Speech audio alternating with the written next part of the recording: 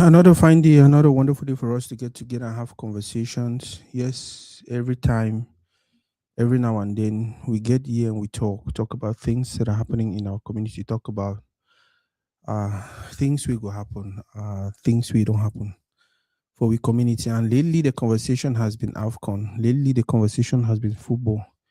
Lately, the main conversation has been for us to uh just talk about the beautiful game. AFCON don't end. Senegal are champions. Oh, Senegal are champions. Okay, wanna give me 1 second. My check. My check. My check. My check. Give me 1 second. Guys, just go ahead and let me know if the volume is okay.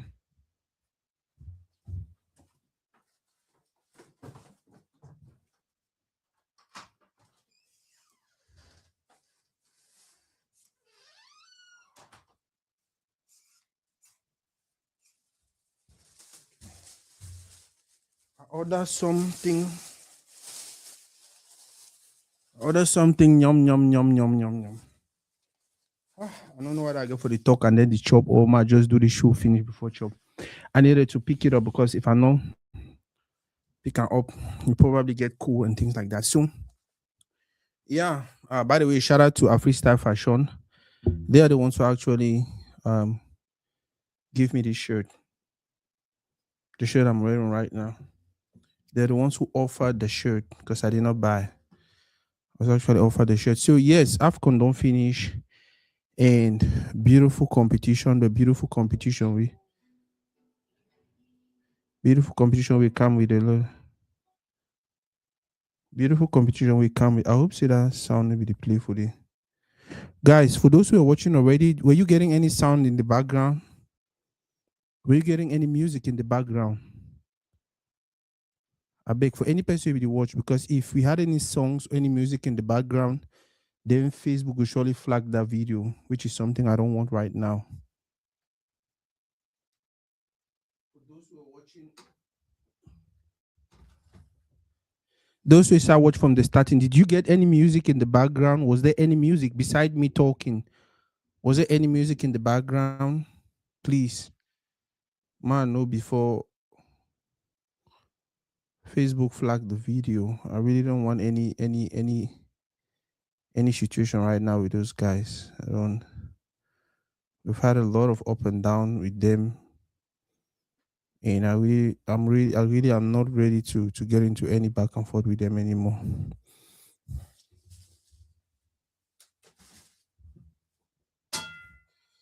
So yes, like I said, AFCON don't come, and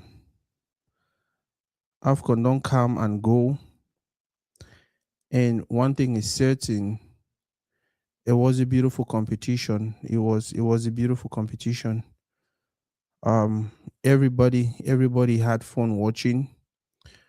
And like every other competition, you get it downs and it ups. You get it low moments, you get it high moments.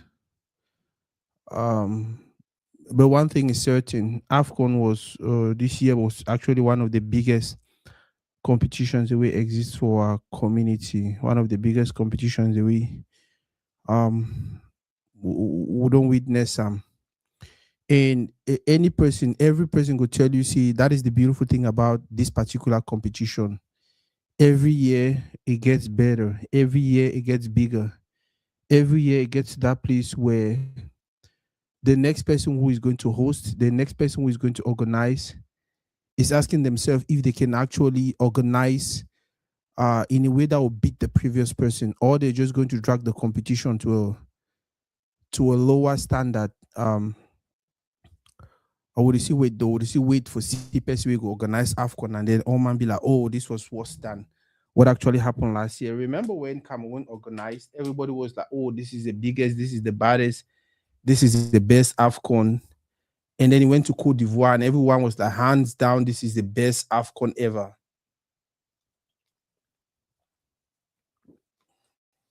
He went to Cote d'Ivoire and everyone was like, this is the best.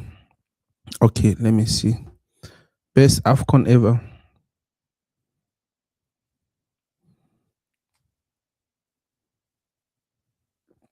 Enter gym for good reason. I beg myself. My family, now so people they big for my family. So I don't even know what you're talking about. Okay, where the thing we tight on now so people big for my family. So like I was saying, AFCON was just fun. AFCON was just fun, and that is the beauty. That is the beauty of it. That's the beauty of it. Every year, every competition, it comes and everyone is like, oh, the one are the best. Oh, the one are the best. Oh, the one are the best. Oh, the one are the best. And then the next one comes and everyone is like, oh, the one are the best. Oh, the one are the best. Oh, the one are the best. And then the other one comes and everyone is like, oh, the one are the best. Like I said, that's the beauty of it. The beauty of the competition, the beauty of progress in Africa, the beauty of you and me actually making progress also. Because in whatever we are doing, whether we like it or not, we are progressing. The progress might be slow. The progress is there stagnant progress? I think so. You progress, but you do one place. Um, Whatever the situation, we are actually moving. We're actually moving to somewhere, and that somewhere is always better than where we used to be. So many things that happen for the AFCON. I think I'll open phone lines very early. So any person where you want to make a contribution, if you go ahead and call and make their contributions. So any person who want to make a contribution, if you go ahead and call and make their contributions. But before that, guys, if you can do me the favor of just sharing the live, of just sharing the video, I think it will be good. We're going to have a great conversation. I wrote down some points. I write down some things about the match itself. Where I would like more talk about that, or more talk on shout out to those who are watching from YouTube. And for those who don't know, we are always live on YouTube also. We need to only go live now for and what's his name? True Lion. Now because I slot show now it make I feel a shadow over fat. If I sit up straight, you realize I ain't sexy. You know that this chair actually make me slouch. So if I sit up straight like this, you realize I instead look sexy. So shout out to everyone who is watching from YouTube. We are always streaming on YouTube. So if you know some person way, if he's saying he watch Nabucco would only do na Facebook, no, tell us say they do YouTube too. Tell us say that boy that people they always do YouTube also. So may not feel like say we are just a Facebook platform. No, we stream on every other platform. Not just a place like Instagram. I don't really want to go in there. Yes, some people they do for Instagram where they be very, very crazy. So I'd even avoid them. I don't want them. Especially with that they are too they shake their distance and they shake their thing there. So the game itself, Senegal versus Morocco. Crazy game, crazy game. Um, Everyone wanted to win. Nobody came there. Nobody came there feeling like, oh, let me hold back, let me play a little bit defensive. No, everyone wanted to win, and it was just the last game, right? It was just the last game where everybody felt like, you know what, that 90 minute, or if it's going to go to 120 minutes, I must give my all. Like you just give your all for that particular day, and then any other thing will come later may come, but you don't make sure say for that day, so you burn everything when you get them. One thing was certain for me even before that game. I've been noticing the man will go win that game. Now man will be strong psychologically. Maybe person will really be talented. Maybe person will get more supporters. Maybe person will naive host. Maybe person will you don't feel win AFCON. Maybe no. The person will go carry the day. I be they very sure in a person will psychologically they be very, very strong and they even play that psychological game. I've been noticing that they go win the day. And it not surprise me say Senegal win. If when I look at the way Senegal qualify for final money when he score, instead of celebrate, the guy did not celebrate. On the contrary, he was telling everybody, calm down, focus, focus. This thing is a mind game. Football is more of a mind game than us kicking this ball around and running around and thinking that we are talented and thinking that we are stylish and thinking that we have 60,000 supporters. No, it's not about that. It's not about that. It's more about the mind. Calm down, calm down. We never finish this work. We never finish to one do. We never finish to. We never finish do it if we do. And that was what actually got them over the cross line. I been know very well say the team will win, na team will be psychologically stronger between the two of them. It was never going to be about home advantage. It was never going to be about this. No, it was going to be about, okay, psychologically who actually is strong. And if I look and throughout the game, the things the way they happen, nothing the way it continue for the test the player them psychologically. Every situation, every back and forth, every referee decision, every player action, every coach action, almost everything was just testing the players and the coaches' mentality. Now he began to decide who go carry that day, and finally we all see who carried the day. The person who was stronger psychologically, the person who played the psychological game more, was actually the one who carried the day. Now I know someone will be like, oh, Sako, why you feel like say now Senegal carried the day because they were psychologically tougher than the opposite team, or now Senegal carried the day because they actually manipulate the opposite team psychologically. For me, I feel like Senegal actually played the host psychologically. Senegal took advantage of the fact that Tanzania complained that they had cheated them, took advantage of the fact that Cameroon complained that they had cheated them, took advantage of the fact that Nigeria complained that Morocco cheated them, and then they capitalized on it, and then they made it look like it was a complaint, whereas they were not actually complaining. They were just playing into the minds of the coaches, of the referees, of the VA people, of the world, of Africa. You realize here, Senegal actually play all of Africa for support them against Egypt, against Morocco. Make them look like, oh, these people, they don't cheat from the beginning to now, and so they don't deserve that cup. And so you see, every Nigerian was rooting for Senegal. Every Ghanaian was rooting for Senegal. Every Cameroonian was rooting for Senegal. Almost every other African country was rooting for Senegal. And Morocco, to an extent, was just isolated. That was a mind game. The coach go for press conference, instead of talk about tactics, instead of talk about this, instead of talk about that, no. It was just, oh, they do Ultimo, loss. Oh, they do Ultimo, do this. Oh, the Senegal play like some people, they didn't really focus on the game. No. So it passed all the time. They make a like, oh, this, oh, that, oh, that, oh, that. While the guys were just calm, focused, and we're going to play the game. We're going to play the game. If you look at the game physically, Morocco did not really dominate the physical duels like they did in the other games. Because that was the thing about Morocco. They made it look like we are Morocco, we don't go into physical duels and things like that. And then when they came against Cameroon, Morocco was actually dominant.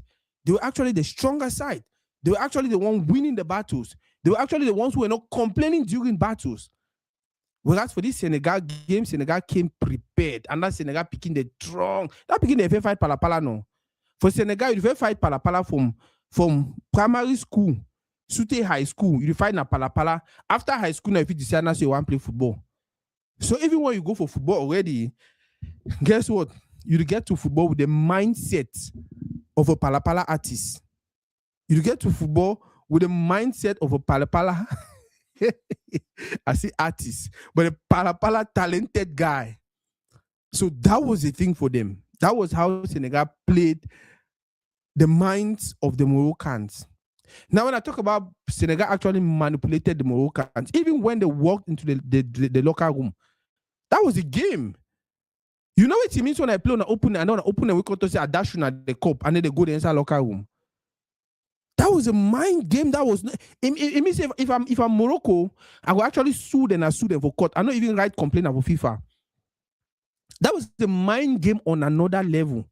For we could abandon ball, say, oh no, no play again, and then when I come back. It make first of all because that they abandon that game level that can maybe 3, 4, 5, 10 minutes before they come back. It means you the player with the frequency where the game be there. You just get frustrated. It means your whole system just collapse. Because if you bet you say Moroccan players did not have anything to do with anything if anything was happening. If there was anything concerning cheating or whatever, no Moroccan player had anything to do with it.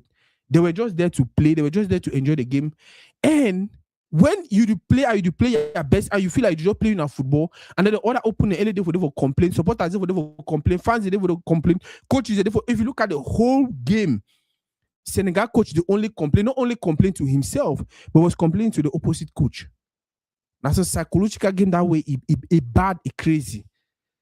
The reason I call it a psychological game is because after the win, I see how all man the mood change.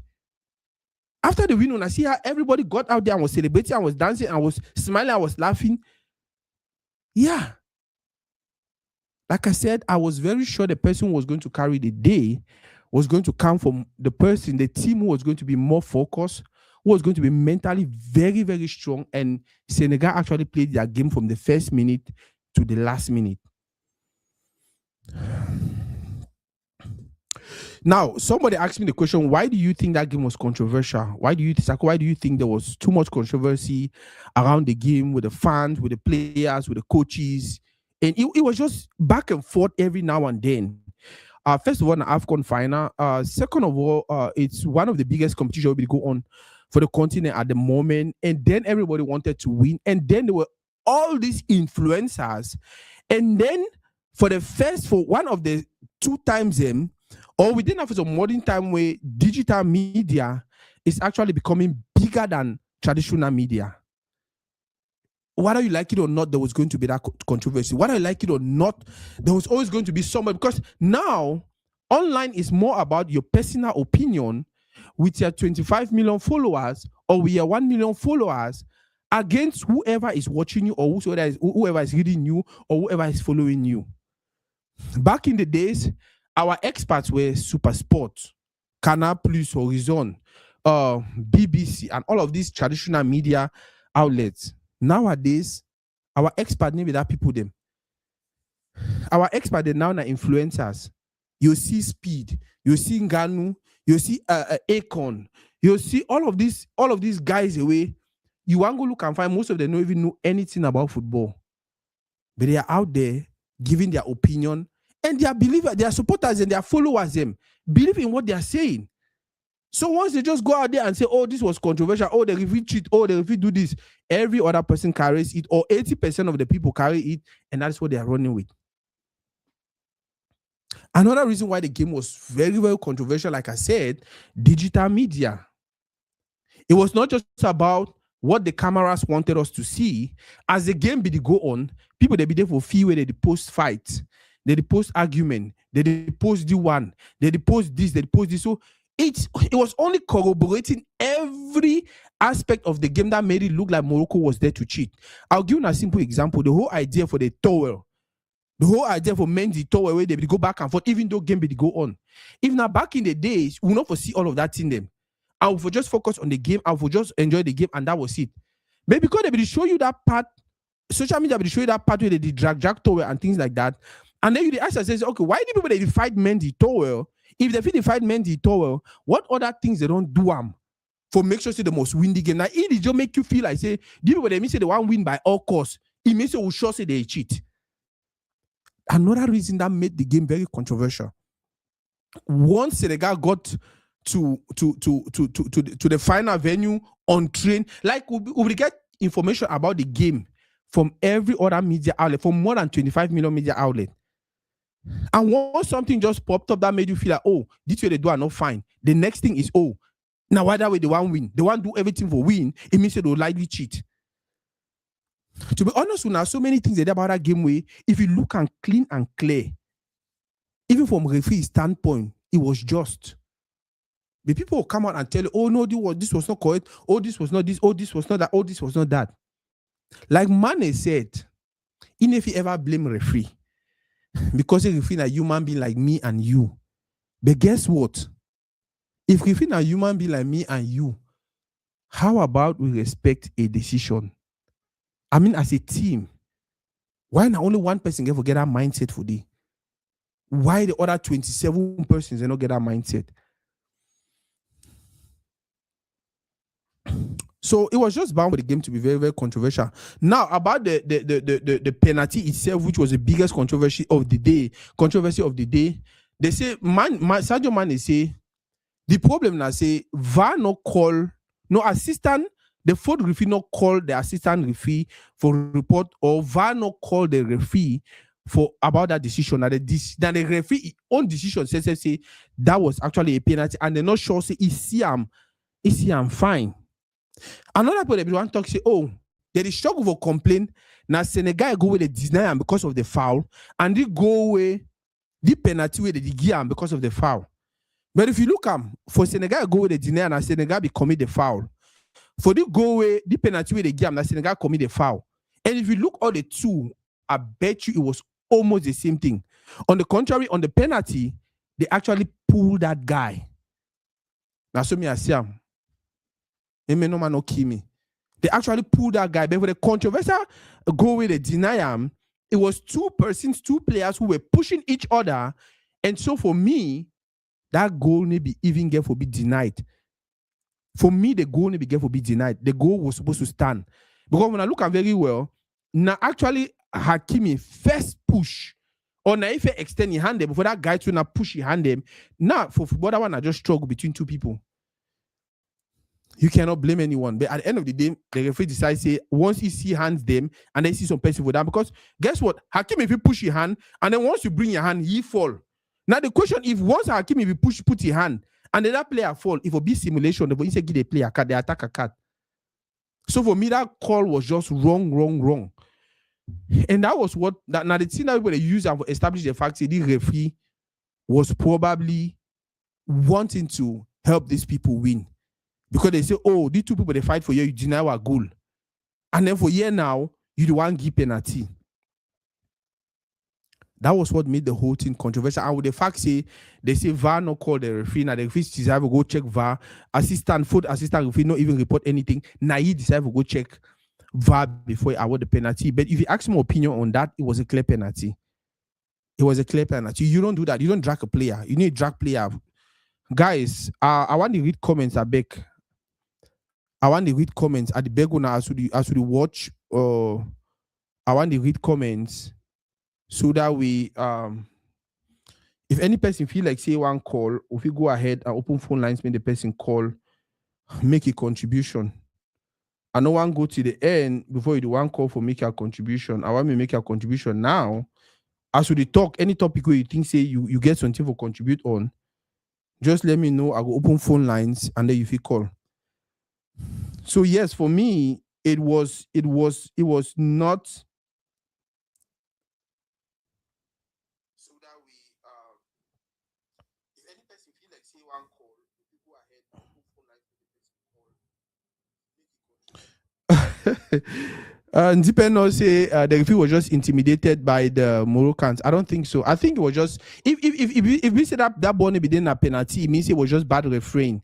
But if I look at very well, I don't want to play the video because if I play the video, they'll flag this live.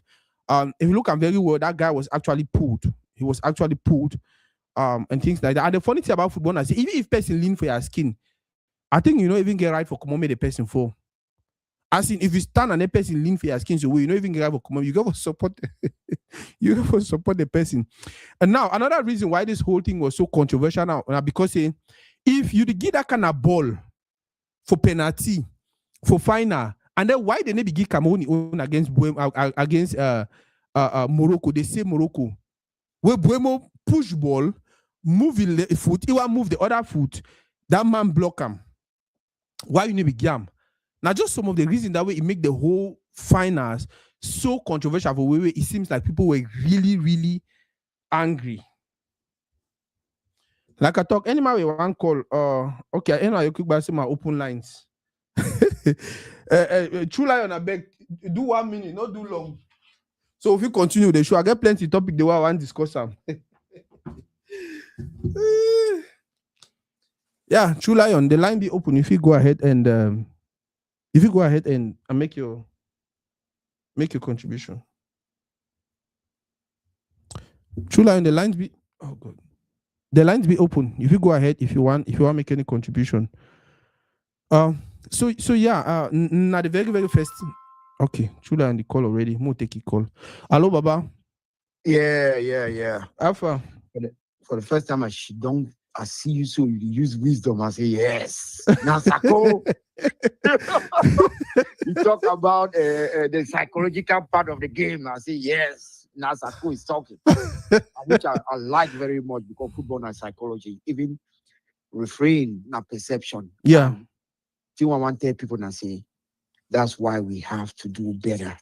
I like the fact say you call a spade a spade. Morocco has given one of the best African Cup of Nations ever, regardless of what it happened. I don't tell people say, look at, especially those where they want talk say Motsepe is a crook. I don't tell people say, man, if I watch African Cup of Nations, I don't watch African Cup of Nations for 40 plus years now. I can tell you because back in the days, even 1984, we were winning the first African Cup for Ivory Coast. I was watching because we get access to TV. I was watching, and the way they for 2002 they put handcuff for Nkono hand to Mankono before game one start for intimidate Cameroon for Isa Mali for 2002. Yeah, that's true. That's true. That's true. They told him Nkono carry voodoo. Yeah. So then we understand because I liked what Samuel Eto'o said. Samuel Eto'o was on France 24 on French TV. Yeah. It talks saying if you point out for camp because now we came and we live for fixer. Yeah. Now, leading to the game, the reason why Senegal behaved so. On Saturday, when Senegal left Tanga for the first time, because they have been winning all their groups and all that, so they played 6 games in Tanga. Yeah. Before they leave, they arrived for Rabat train station. There was no security. And that's the responsibility of the host nation. CAF do the heavy lifting, which means they care the standards. Then they provide the security. So Morocco dropped the ball. And then keep in mind, say Senegal and neighbors to Morocco. These people know themselves a lot. They have their local derby, just be like Cameroon, Nigeria. They get their local derby, then with the B. So there is so much, fight and brotherlyhood, love, and all that together. So Senegal already has been boiling. Then, as you said, Tanzania, we saw when fouls come against Morocco, we need to see VAR. Cameroon, as much as I accepted that Cameroon was not the better team, won. I saw elbows. I saw missed call penalties. Then if you don't even go for VAR. Yeah. So guess what? You're doing all these things. You're preparing the mind of the other team that's gonna play you. Yes. So Senegal is coming to that final. Prepared. Senegal is saying that I will play against Morocco. I will play against the referees. I will play against the supporters. Everybody, Cameroon, everybody is now behind Senegal. Yeah. When Senegal decided to leave the field, believe me or not, I did not believe what I was seeing. But it was as if I was frozen because I could not ever believe that something like this will happen in football. It's unacceptable. Senegal should never have left the field. However, the reason why they left the field is because of all the things that have been piling up. We talked about that the goal that was disallowed with Senegal. What does the rule book say? Ref, you should not make that call because it was a goal scoring opportunity. Yeah. Let the ball hit the net. Then let the action get to the end. Exactly. Before you make. Yeah. Exactly. So the ref decided to blow before, and that kills the play. Guess what? Everything is perception. Senegal says, you see, this ref doesn't want us to score. Yeah. Yeah. Minutes after, you go give a penalty. In my opinion, that's a penalty every day. Yeah. I don't care what anybody says. That's a penalty every day. But guess what? Senegal, in their own mind already, their coach says everybody leaves the field. And the coach will be suspended. He's suspended already. Oh, no, it's that people are just talking. Oh, really? Yes. People don't kill man. No man go talk until say the big man was a sir. Exactly. He's not yet suspected. I've been following this news. So what we have to do, man not to go far. Yeah. Sako, I think what we need to do is that see Nigeria. See Nigeria never provide one referee past 25 years for AFCON. Are you kidding me? Yes. So these things, where do these people think that CAF go get referees? Where? those referees are coming from all our local leagues, the guys, Congolese and all that. So if we cannot make the game fair in our local leagues. We think now for market they will go fit foul. These referees are corrupt because they are referees. Yeah. Our game is corrupt, so we need to help CAF. It's not only the problem of CAF. It's not only the problem of CAF. CAF cannot do it all. But Morocco should be ashamed of themselves because they are the ones who have influenced it. Because guess what? Ahmad as Motsepe as this is his third African Cup of Nations. In Cameroon, we didn't have bad refs and VAR was very good. In Ivory Coast, we didn't have bad refs and VAR was very good. Why do you think VAR is bad in Morocco? And Motsepe is not even saying anything. CAF is not saying anything about the chaos. No, they have said. Really? I don't listen to yes, bro. I don't listen to 2 hours press conference of CAF. He mentioned Cameroon. No. I'm talking about the chaos in Morocco, the Douam. Because about the Senegal situation, the interview, the last press conference again before that final, Motsepe actually should already make they say no get details about what happened. But for even they say no get details about them. No, the problem is that Sako, the problem is that we know during the competition. Disciplinary committee gave a shit on and listen to this. Motsepe never can tell you say I will do this. I will no. You don't understand. You don't understand what you mean. And they talk say me can't talk say go do this. Go do this. But when they ask you about the Senegal situation, and then you say, oh, you don't really know much about them. The only two you know, I say yesterday the president for Federation for Senegal and the Federation for Morocco, they were together. They were hanging out. They were really fine and fun. For me, I feel like you're trying to do a cover up. And the thing that he was talking. Finish. Okay, go ahead. Yeah. Now the thing that they make people continue for conclude say you know what way they happen made one cover up because of Morocco. Because guess what? Guess what? Few minutes after a Tofisi outburst against Morocco, you suspend me. But for that same field, we see Moroccan president he outburst, you not suspend me. Go ahead. Yeah, apart from that, I don't really know what happened. But guess what? It don't no argue no. No, it don't ever argue. No, it don't argue. It don't no argue. And sometimes if it don't no argue, you have to let it go. You have to let it go because it's the rules of the game. You know Dallas hold this. Okay. You know Dallas. Yeah, Matt, just finish real quick. Okay. You know Dallas Mavericks, their president. If you know the fines the way he don't pay them because he ever talks league be corrupt. The thing I say, when you are an owner or a president of a federation, if you're different from a regular person. Exactly. And that's why the coach of Senegal will be suspended and many players. Thanks anyway. Baba, thank you very much. If we go against more of fun and there's something that we feel like we want to contribute, no hesitate for call. Oh yeah, for sure. Okay. I listen. Yeah, so many pertinent points we make and I'm glad to me I stand on the same place. I know me personally, I don't even think the players. I feel sorry about the Moroccan players, to be honest with you now, because whatever thing that was happening, I'm sure say they be part of. But guess what? Not them get for pay the poker see. You understand? Because they drag even the players and drag all the coaches. I saw the coach of Morocco. Okay, more take the call back. Hello, boss. You understand? Because yeah. Happy New Year. Happy New Year, boss. I hear my man through line and come off for contribute. I said, my jump on.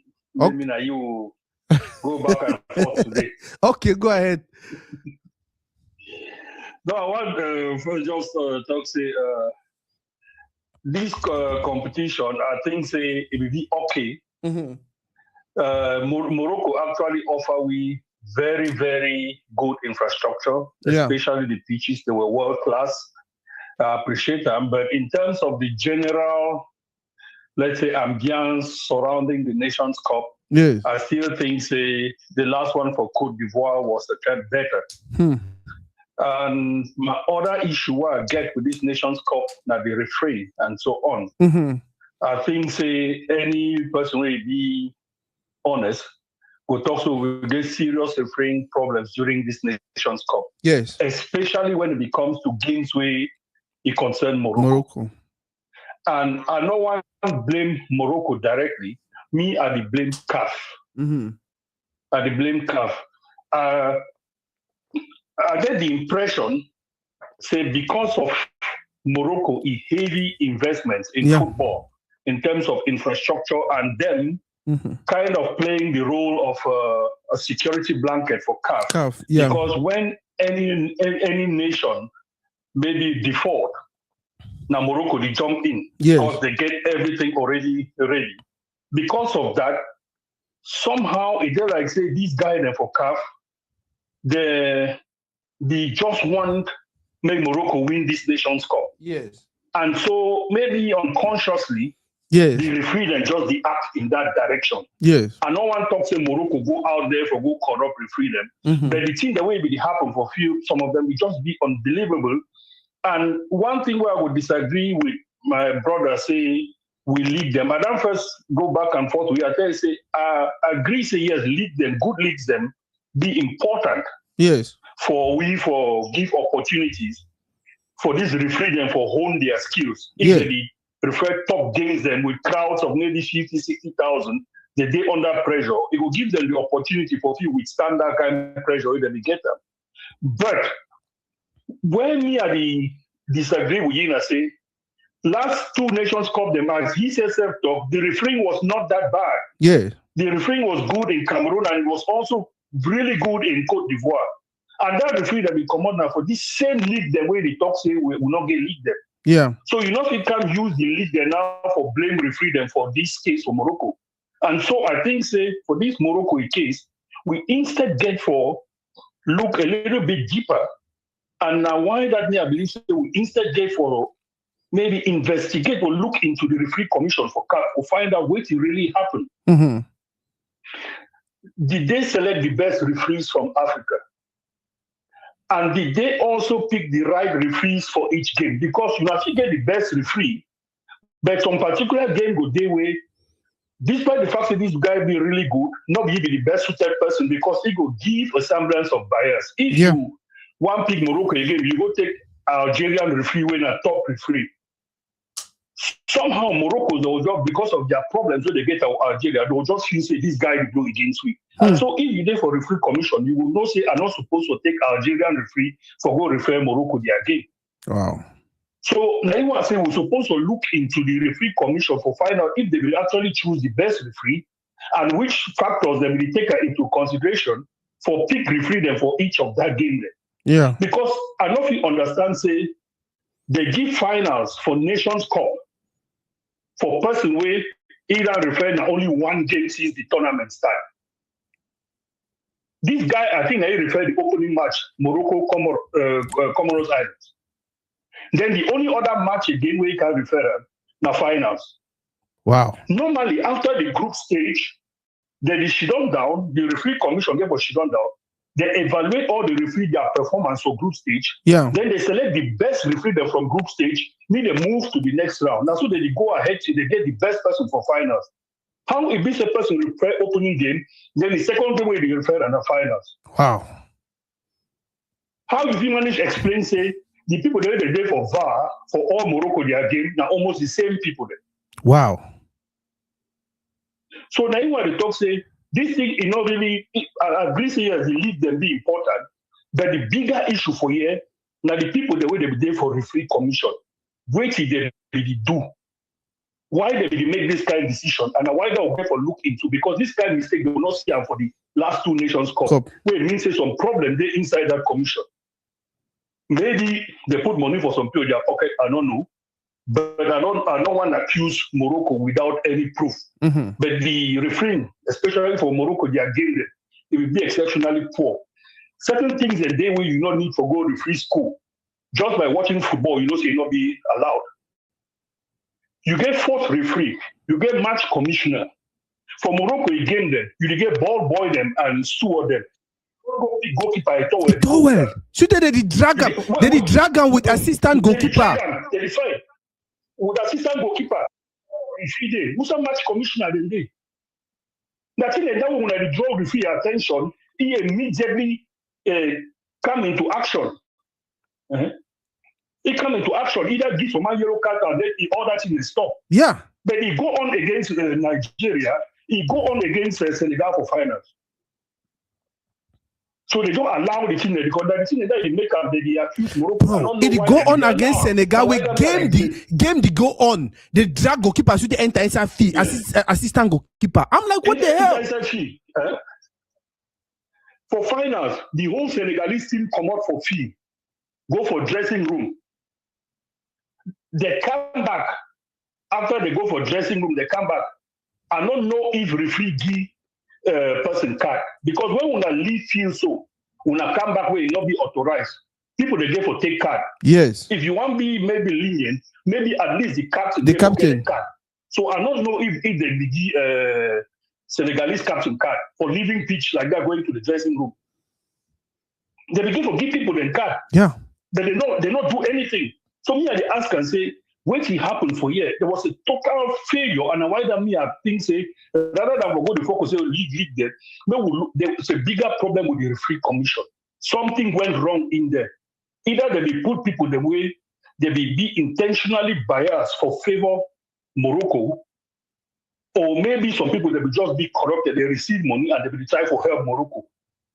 And I don't think say Morocco will need that help. Looking at the quality of players where they get and the team where they get, Morocco not be need that help. So now my initial contribution that I want to make, I'm especially concerning this referee issue. It was just an embarrassment. The show we will put them in front of the whole world to see. I think we wouldn't get past the kind of thing because last time for Cote d'Ivoire, people they really appreciate the quality of the refereeing and the use of VAR. Yeah. But this time around, they use VAR selectively. Situation they will hope that they will use VAR. They no use them. No they go for VAR. Then they use and sometimes the way you not even the hope say they go for when the one justify their bad decision with the one make them. Yeah, so it was just a mess, and so I think the place will go for look at that the referee commission, and then maybe all my idea for that commission they put it aside, bringing new people. Thank you. Oh, thank you very much, boss. Very true about this referee them using VAR selectively, because like I said earlier, how come Buemo in action no be penalty, yet they want give penalty for final for that kind of action? Say they pull some man where you need to really see the pull that kind pull, but then Buemo action will be very obvious. Okay, more take this other caller. Hello, boss. Yeah, about evening. How far? Adi. I want equal with my grandfather True Lion and the last call I don't talk. Yes. But from a different perspective. Go ahead, Baba. The first thing I want to raise, and first of all, Mo, give all the props to Morocco. For infrastructure, for even security, because not only the Senegal incident show loopholes.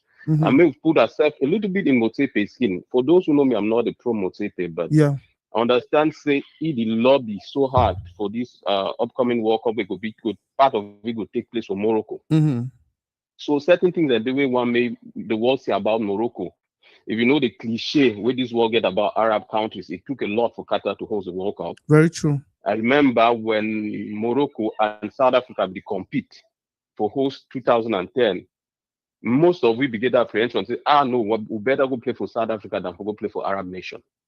So there is something about him trying to make sure, say, the world at large be okay with this position. Say, Morocco go co-host with Spain and I think Portugal. Yes.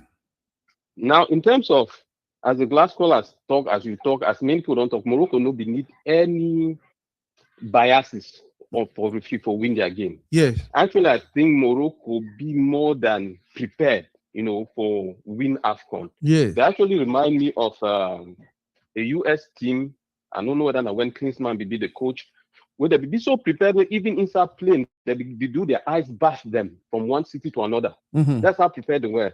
They become like that. Now them be introduced. I think they call it cryogenesis. This thing where after game you go for get ice bath to regenerate yourself. Yeah.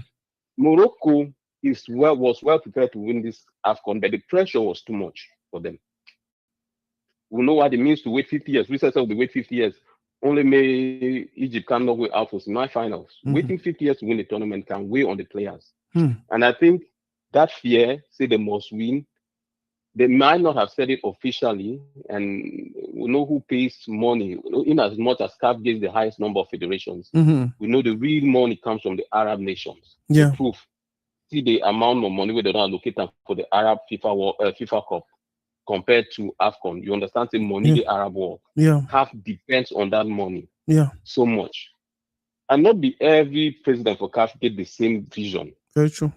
So I don't want to compare Ayato. I'll be going into some story, but I don't want to reach there. But I want to go back on the refereeing part. A couple of things. The first thing I think the referee part, as the last caller mentioned, the selection fee be iffy. When you all we know about Luigi Colina, there's something about referee don't prove itself before he gives some kind of game handle. That's just plain it. A finals of an AFCON, I think they will do a better vetting. Then the other one, infrastructure. I explain myself. We know can't wait at the level of Champions League, African Champions League, and all that thing. We need to use VAR. Then all of a sudden, we take the same guys. Then one day they know how to use VAR effectively for AFCON. I don't know whether it makes sense. It's just like you take man, maybe use for the ride the bicycle, then expect to go home to you'll be such a proficient driver. Like that's my perspective. I think CAF support for in as much as would encourage country them for build infrastructure. CAF support make itself maybe force all their referee them when they referee this Champions League and all that stuff, made them be very much acquainted to VAR and made the VAR work. So that because we complain about this gesture on the Senegalese player, where the referee blow with the action never finish, he no go look VAR and all that stuff. Maybe in the heat of the moment, not just the benefit of the doubt, maybe in the heat of the moment, even forget the VAR be available, for example. No, but if you forget the VAR exists, you at least you know the factor you get for allow the action to go to the end. Yes, no, that one be very true. If you get for allow the action to go to an end. See? So my point, I say we Motepe, we don't definitely make a lot of advancement in terms of infrastructure, but we get the same recurring problem. Even though Cameroonian, they will feel like we're AFCON, be all fine. We know what to put that they talk about our own AFCON. No, we're AFCON, they find that way, Massa. Right, you know what? All man be saying that we the work and make fake COVID test them and this and that. There's always something to say. I remember my grandfather they mentioned some referee back in the days, Louis de Gonzague, some Cameroonian referee where they be known for favoring teams during games. You just need to talk and the man will handle the game for you. So African football has been marred so much, even when the Ghanaian FA scandal be there, referee that be so involved. There's a cleaning that needs to be done in the house. Then now to exit on my contribution, CAF service itself by not being biased in this investigation. Yes. Akimi therefore be suspended. Yes. Which you will see that incident. A player. And all the other players, the way they be joining, the way they be trying to follow that guy, even they know react, CAF to suspend them. President for Moroccan FA get the same suspension like Samuel too. Senegalese, yes, they get for suspend them or make them pay fine. That is fair. Yeah. But CAF gave for redeem itself by being very, very fair during the deliberation of security concerns about this final.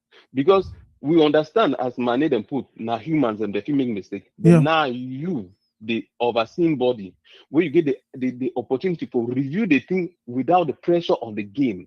Your judgment be very intentional. Whatever decision you make will tell you where you are siding.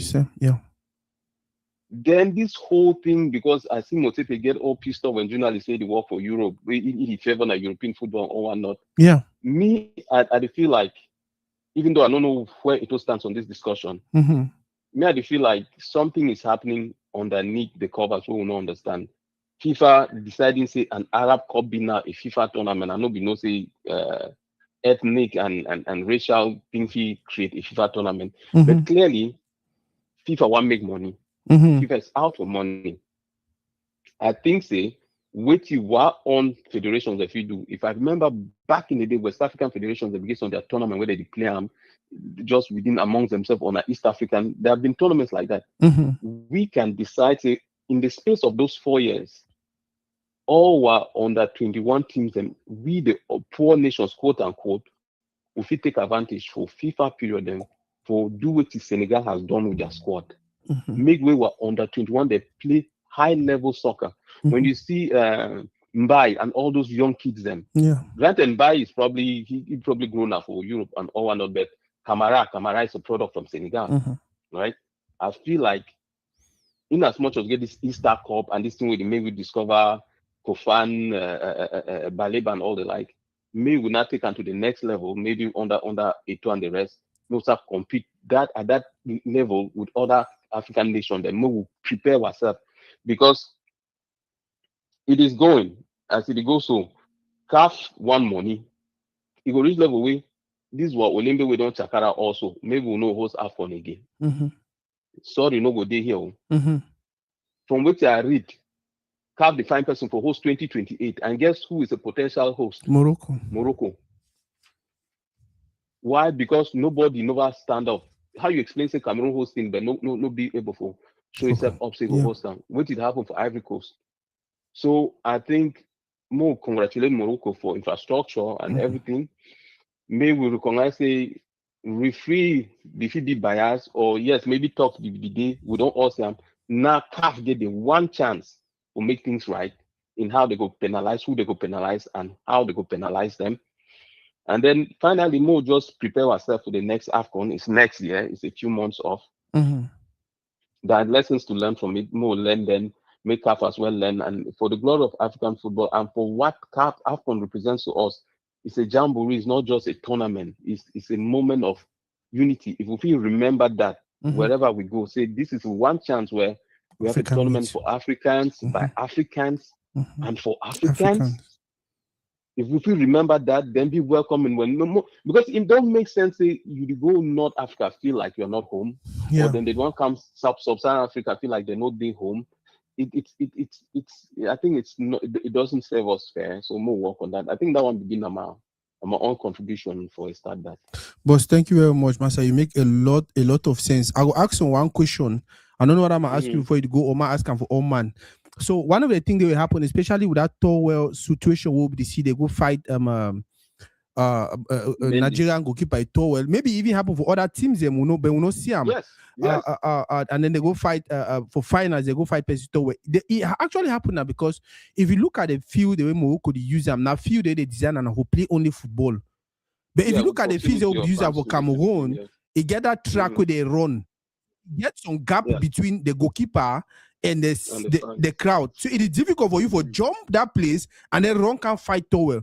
So I don't know if you think it will be preferable for if any other competition what happen made more use that Olympic field them, or you like this whole idea where even the supporters they like 3 meters or 5 meters away from the goalkeeper and then they put you pressure. What do you think? But from an engineering standpoint, right? Yes. Now for optimize the money, first of all, if you know, say you know go use your field for certain activities, why put all those turf them or those running track on it, right? Yes. And then you know, I don't know whether you don't see that video online where some field they even they get like jacuzzi really close. You feel they put jacuzzi to watch the game. Now all about selling that experience. How real can the experience get? So we know what we call decide because of that one they shift the crowds back. It is up to the host nation for decide how to maintain the security. Because you bring something we about talk about is in my mind. This thing happened with Nigeria. CAF said nothing. Yeah. CAF said nothing. That's why they did it again. CAF not even blame Moroccan fans. Yeah. That's why they did it again. If you look the one for against Senegal, this guy they just wait there, man the cross, walk go take and then come back. Yeah. Like say be possessed literally because nobody will say anything. CAF had to speak out. Yeah. It makes sense in that Senegal can make press conference to talk about their treatment. We CAF no say this will travel without security. CAF had to speak out. Yeah. We're just in a psychological game. Fine. Now the host nation made them do their psychological game. We all know about France 98 and how Brazil went through its own thing. Yes. We understand that. But you, the governing body, what are you doing about that? So back to your question, me I don't think that they gave for shift the listing, but CAF gave for be very adamant about a couple of things. This use of lasers by Arab nations during games. Yeah. They gave for define their federation every time they see one laser for TV screen. $10 million. That can go finish. Yeah, it will stop. The towel thing, they find Hakimi supposed to be suspended for like 10 games. May he enter head because you are representing not just Morocco. You're the best African player. You're the best we can produce. You're a Champions League winner. Then you can't do that kind of thing. It don't make sense. Well, very well say for that level, people they goalkeeper they always get their towel for clean their eyes and for clean their gloves. You are professional player, you know what will happen. But now you can't. No, like honestly, if CAF made more move for the picture, but if Hakimi goes unpunished about what he do, then CAF don't fail. Then it will just come to prove what we the fans and we don't think so far. Say Morocco be favored in this whole business. Because we've seen things happen in sub-Saharan Africa. Yes, people then enter pitch, they get suspended or not. Mm-hmm. But at times you say fans them not fans, their head water plenty inside. But our African best player, because we all celebrate Hakimi. Yeah. Why could they celebrate Sadio Mane? Because we always know him like a champion, and he's proven to be a champion again. Yeah. A real leader. That means in the opposition, Hakimi no could do what Mane do. Yeah. Mane stand, he tell boys, and come on, let's play like guys. Let's fight this to the end. And that's the Mane we know, that's the Mane we celebrate to the point where it will say, he hope say he will still win Ballon d'Or. Because Ballon d'Or is not just about your talent. Yeah. It's about character. How you inspire the next generation. Yep. And Mane, I've said it, in this generation, best African player, hands down. Yeah. No debate about that. Salah and all what, they might be skillful, but Mane get talent, personality, leadership, and every kid way he like football, they aspire to be like Mane. That's point one. So that's my own input. Boss, thank you very much. Thank you. Yeah, might emphasize on that palabra towel again. For those who don't know, guys, for any person you want, go ahead and call. The phone lines be open already. If you get my phone number, if you be call away, don't always call. You can go ahead and call and make your contribution. If you be person you never ever call for this show, let us know for comment section. Then I'll put phone number if you add them and then call. So about the towel thing for people the way they don't know. Name that today starts. First of all, the competition they play with plenty rains. So in most cases, feel be wet, your hair be wet, water the fall for your head, come for your eyes, your gloves and be wet. So it is only normal for goalkeepers to keep a towel around them. So from time to time, it dry gloves and they eat the wipe your eye. Because if you take wet gloves, you use and wipe your eye. No, it's just preferable, it's easy or it's best to use a towel. And the only reason that goalkeeper they keep that towel for them, I don't know who tell the guy them will not say that towel in a magic, that towel in a jazz. I don't really understand. These are guys who pray. They have a God to pray to and things like that. How come the Tonsta believe say that towel it be stronger than their God or what? I don't use to the extent even money. Hakimi get involved in things like that. Now the person that way when they be tell you say, oh, go move that towel, and every guy will tell you say, I know that's in the work. It is about this game. And the reason I be talking, the whole game was more psychological than even the physical part of it. If you see person like Hakimi, don't go say the take towel, the throw him. The things in that towel make the never score. It means psychologically it's already defeated. It's already defeated. Yeah, I think we already charged the whole thing about the referee. All the callers that already talk, they don't actually talk about the referee. So I don't even talk about the referee issue anymore. I had it down to talk about it, but I don't talk anymore because the callers are not articulate and so well. The refereeing situation, as man they talk, at some point in time, even me about believe same referee they don't make mistake. But if people they start talk about certain things, okay, the referee will blow final, it don't blow only 2 games. The first Moroccan game and the final. The question is, okay, it means both that first game, they just say, man, you're too perfect. You go the rest, you go the sleep, you only can blow in a final. Or how it work?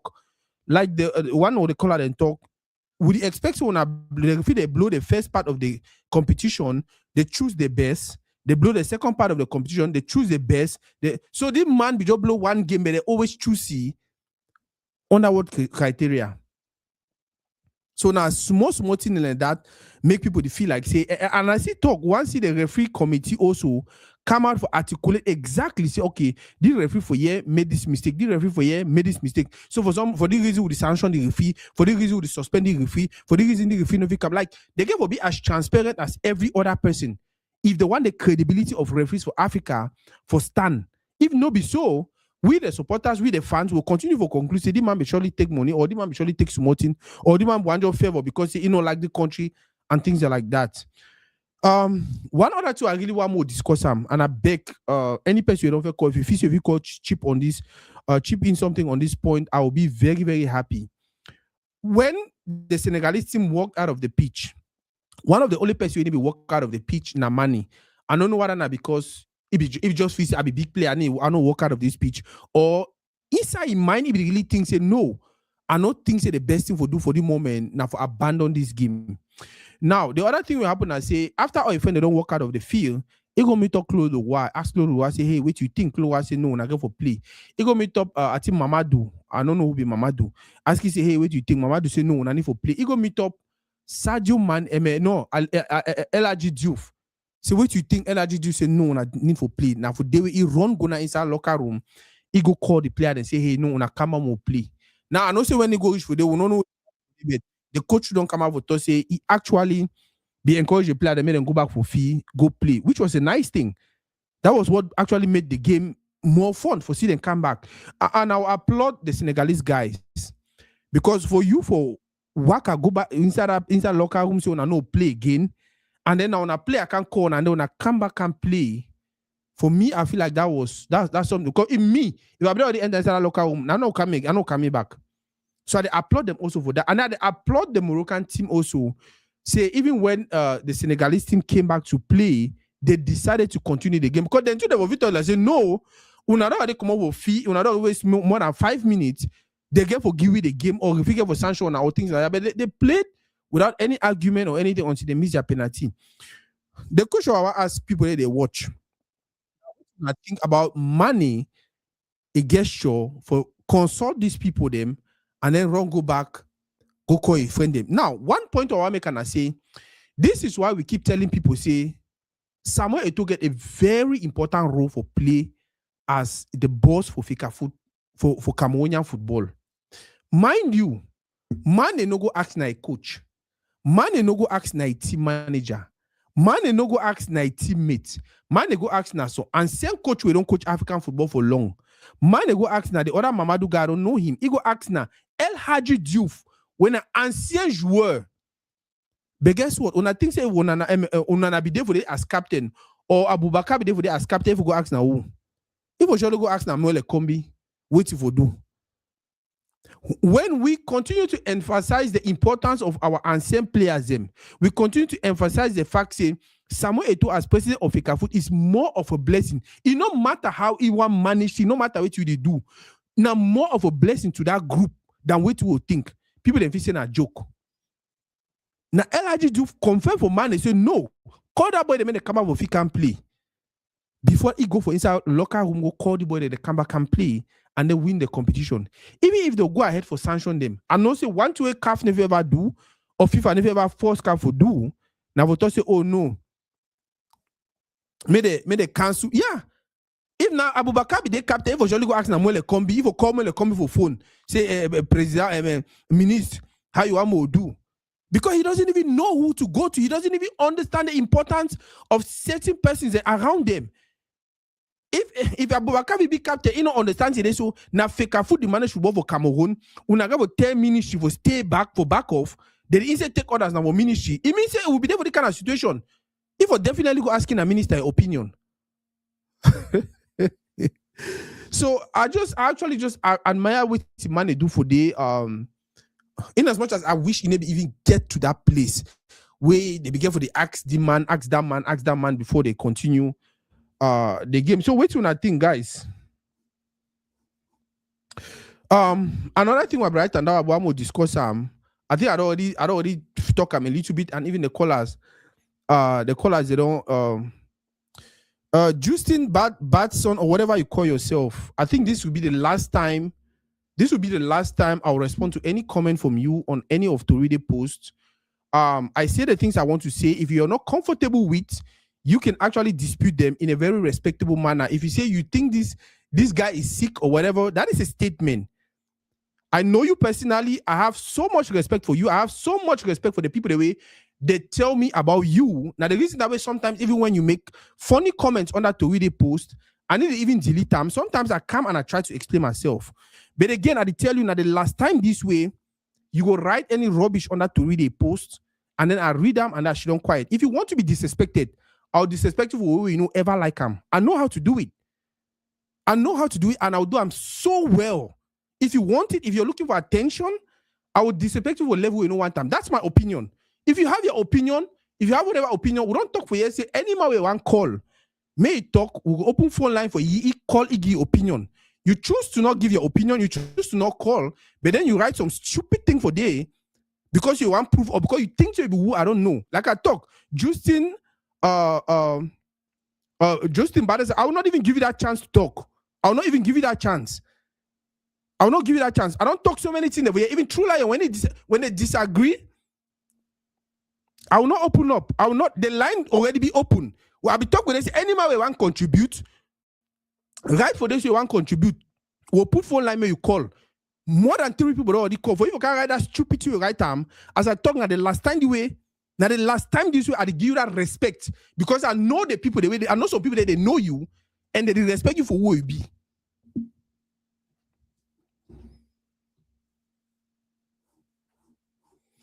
Like I said earlier, I feel like Morocco was tricked by the Senegalese team for losing the final.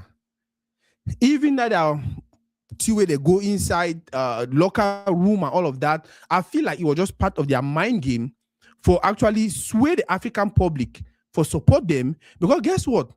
Remember one of the complaint where the Nigerian fans the Guiam now say 65,000 people be there. For that 65,000 people, 60,000 fans were Moroccans. And if I look at the atmosphere, it's not even there like back in the days where, I say AFCON for Cameroon, where between the field and the supporters, you get about 20 meters or about 30 meters because of the track where people they run the. No, but I know Blocky. For now, I know Blocky, but I don't already tell him my mind. He does that repeatedly. He does that repeatedly. Anytime I make a post, which is always my opinion, if you have any different opinion, if you have any other thing to say, you can come under the post and respectfully state your opinion. But he always want to come for under the for can insult. He always want to come for the for can show say he over no. He always want to come for the. I'm not talk. So what I was just trying to say is, if you look at the whole setup for the field, I feel like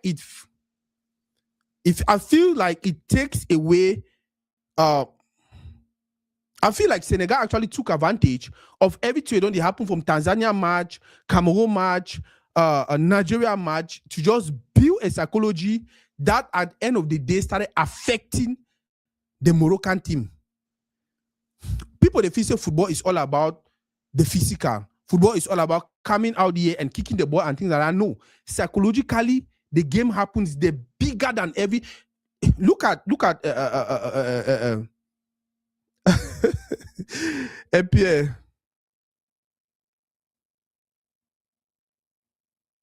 I know. Make a fool of you. Like I don't tell you. I know so many people the way they don't tell me about you, and I have that respect for you. I have that respect. Now, why that all the time you don't comment from my post, you don't comment all kind of thing, and they just can't read them. I should not be quiet. Or I can't write something and then I should be quiet. All the time they don't comment from my post. True Lion. Yeah. Master, that mawama bunda. I want to talk for you. Hold on. I want to talk for you directly. Go ahead. Hey, Justin, bro, I know you, Master. I mean, let's be respectful. We can all agree to disagree. We can disagree. We can have opinions. But you're coming call someone online that the person is sick. Bro, I beg. Leave us so, Master. I mean, there's no reason being disrespectful. Okay? I disagree with this guy a lot of times. Bro. It's his opinion, his experience. Master, bro, let's be respectful. Let's enjoy football. This is football. Would remove stress for skin, Master. Would remove stress for skin. There's no reason to come here and calling people names. You know. I want to talk to him, but I'll call again after. Okay, Baba. All right. Hello? Hello? Master, go ahead, make a contribution. But leave that guy for that online. Everybody has said, well, any man write your own change. There was no most of your time beginning, you will respond to that type of people. Don't need to let them they write the nonsense. Right? No reward. Just do your thing. You do what if you speak your own mind. If the one and talk away for online day, that one is business. You don't even pay yourself. You stress yourself about the response to his statement. All right. First of all, I want to talk about the referee issue. Mm-hmm. Things the referee issue coming into this final. There don't be a lot of mistakes with referee. They don't contribute to the institution. Where the instance people don't feel they say Morocco reach out B, they reach out favor Morocco. First of all, Morocco get a good team. They play well. And they master a lot of the system. But the problem is, some of the help the way they feel into they help the way they bubble the mindset of other people they feel the money. Well, maybe sometimes the Morocco don't even ask for. Yeah. Mm-hmm. Yeah. But they be favor. I don't boy from Cameroon for different team. All I let happen at Cameroon be get all I can say don't come into the point where for final. Senegal don't enough they be well prepared because first of all Senegal the fact say all the team where they play Argentina from semi-final where they play with Morocco the complete. They don't even get complete. Cameroon don't even get no ticket. You get a point. You really fancy a ticket. It happens. You can't even get a ticket. Mm-hmm. Even I don't get some if you share can buy me to say even Samuel Eto'o could never even figure out how to even get ticket for people that because Morocco they don't just really say I don't know what like CAF issue now CAF be I mean I don't know what CAF to take care for ticket or whatever like baby be so difficult for other people to get ticket because the whole thing are all Moroccans. Yep. And that make it difficult for by the time we want come for this point everybody will be against Morocco. Most of the team will be against Morocco. How you expect Senegal for travel from the other state to come there? You never get no security. That means say, it might say some person that before taking that can choose some player. Yeah, harms some player. Happen. Or some player. Yeah. I mean, it's just. They make it so hard. Training ground, they never even get to training ground for even train. They win from. They do the same thing for Cameroon. Cameroon one play semi-final. They come out from different town go play South Africa, right? For different town go meet to South Africa every town. Another same town they supposed to play semi-final. But guess what? Come they say they go back for the other town, then come back again. Wow. I'm like, come on, I say, but why they also travel? We should just let us stay in that town since we play Senegal. I mean Morocco. They tell them to go back. Then travel again back. I mean, they go back and forth. It was just too much for them. By the time we one play Morocco, you know how many times they didn't travel? It was like, it's just making the play. They even tired. Like, during the whole that week, so they travel more than when they train. Yep. Same thing with Senegal. Where it comes Senegal, never get even play. Senegal, they get in some hotel when they want them. The Gina Senegal, they go. So, rank out that mindset. There was the issue of Tower. I don't even know what and which worry they with this mindset said Tower because from the first time I see that I said, but what's wrong with these people? Why when I say Tower and on Twitter, Ghana even basic common sense. Some people use that for wiping hand, for wiping face. That's just the basic thing. But to be honest, my own personal world, I don't see Hakimi situation. And not just Hakimi because they be arguing a different argument. Somebody's down for stand there, call Hakimi, right? Unconsciously, Hakimi, look the guy wants, oh, give me that towel for day. Hakimi don't take a finger. I don't think Hakimi even feel and say that's anything. Because it was not about the towel at that point, because they be arguing on different thing. If you look that video very well, look Hakimi reaction because even tell the other player for Senegal, this defender, one go take Hakimi, not even fight because Hakimi, he don't know control when they talk. They're supposed to call from outside. Mm-hmm. You do not turn, you can't look the person, oh, pick that towel, pick that thing, one for me. So Hakimi should take an one for you. He never be say, if you could conscious say that's on Twitter, from my own point of view, I look at Hakimi. But for the other rest of the issue, it was just stupid and those some stupid attitude. I need to understand. You will type of block for the reserve goalkeeper. Why? It makes no sense. And for me, I don't even know why can't they suspend this issue. I can't even give them warning from the fact that it happened for Nigeria match. Yeah. Well, it come now into the free fee. When people say why referee no blow, why referee no ask why referee no intervene for that goal 89. No, VAR never intervene with it because the referee blow immediately when that fault happened. Yeah. It was not the people they feel. I say most people they feel say that referee blown and when they go enter. No, he already blow immediately when Hakimi fall. He already blow the whistle. Yeah. So at that point, the action already happened. So anything will happen after then is invalid. Yeah. You get the point or not? Yes. You get this so some man fit kick you for midfield. Then you blow, then the player continually play, go kick ball, go enter, you go enter. You turn and say, oh, why? No. But that was the reason. But the people in the field and say that if he blow and when that go enter. No, if you see him very well, if he blow immediately when that Hakimi fall down, then that Senegalese hit the ball, he go knock back, then come back for another Senegalese hit the ball, enter. 1 second, no, if he blow already blow the whistle. And VAR if intervene at that point because the goal not happen immediately. And I guess some caller who call for they say, oh, referee for just stop at that point, maybe if you let the team play. No. Now because the thing happened after he front. Okay. You get the point or no? Yeah. It happened after he front. It wasn't like something where it be the guess. No. If you leave play when you guess, you're not sure so whether a fault or not. But if you believe at that point it was a fault, because it happened after he front. We should not argue whether it been a fault or not. Okay, that one another discussion. But the point I say, VAR never intervene at that point because he already blow the fault. Because if you look very well, he blow the fault within like 5 seconds, 6 seconds, that go enter. So it wasn't like say he denied the goal. He already blow whistle immediately when that guy the fall. So before the guy want even hit that ball, he already blow whistle. When I said the ball moved faster, so he had to go to it because as he hit the ball, he knocked back, then go back to the Senegal, head back, he enter. But he already blow before then the action one take place. The other action away, it wasn't in that way. And then VAR and if intervene for that kind of that situation. Then the penalty. Oh my goodness again. I'm not gonna the penalty situation. Me, I don't always talk, say, this is how I look at it for me. When sometimes the way they blow final, it be different way they blow, maybe late game or maybe some match away from me for first round. For first round, some fun they will be subjective. And if you believe say, some subjective means saying 50-50. So if you was answering at fault, or if you know was answering at fault. But for me, when you blow final, you have to be sure so 100% it's a fault before you one block penalty. 100%.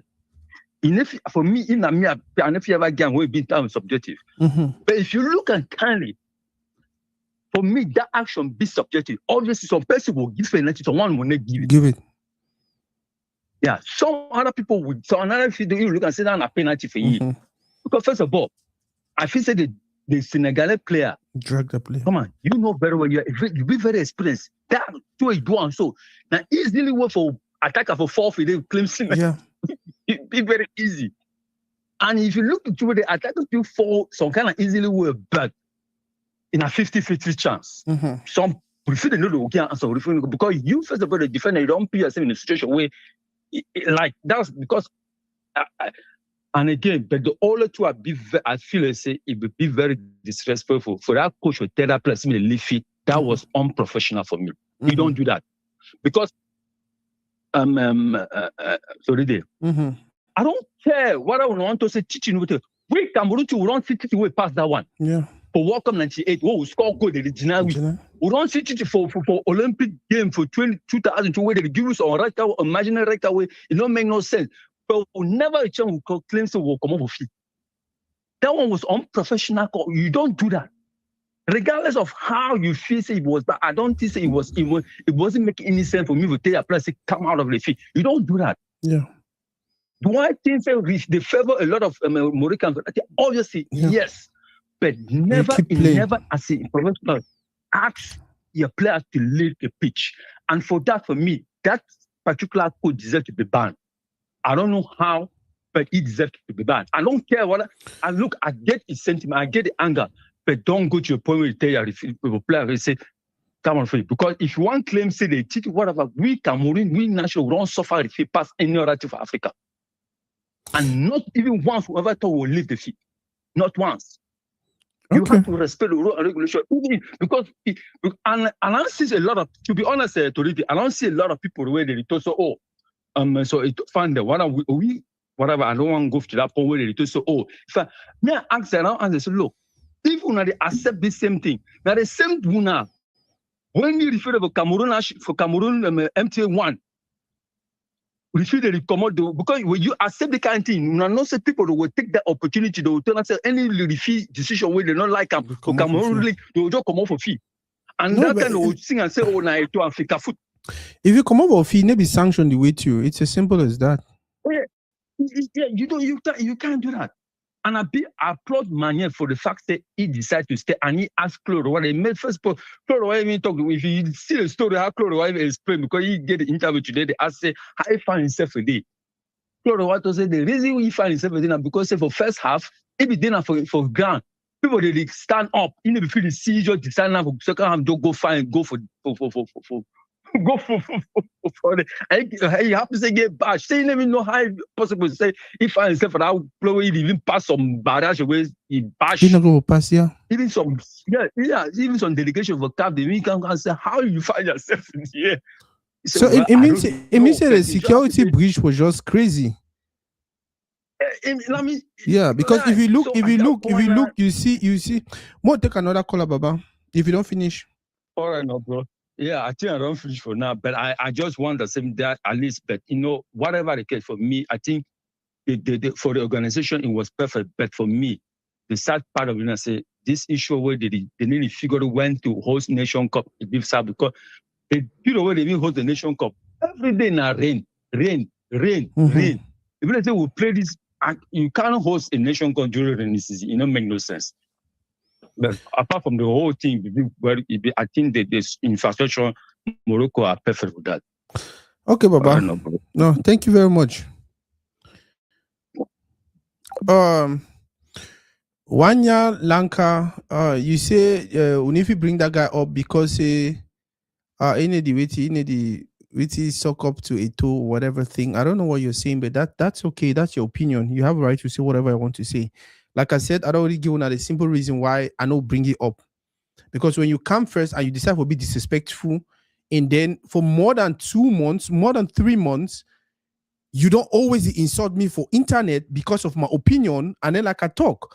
The only reason why I never ever respond to the particular person, because I can insult you.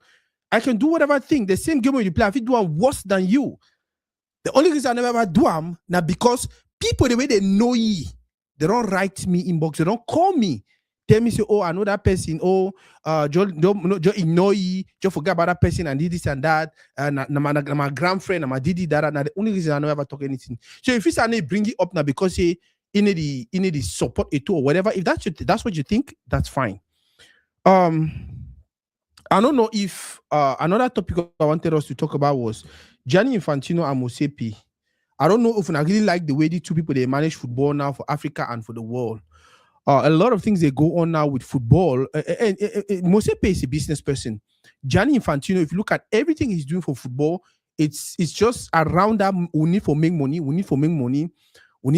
Like my brother Chula and come over talk.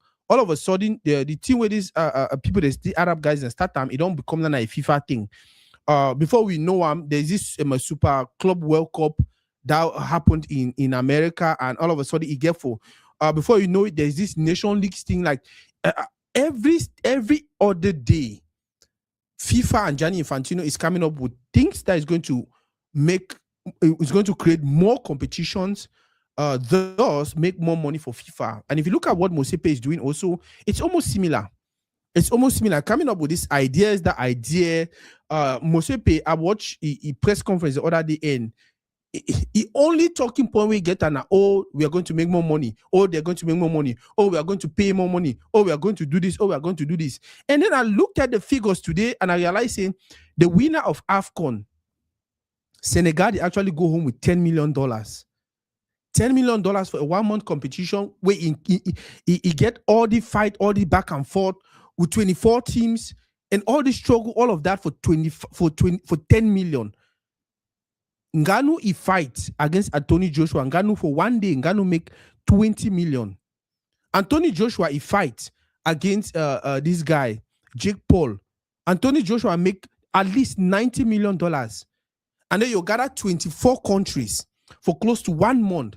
And then they spend all the money and all the time. And then you give them and they price money at 10 million.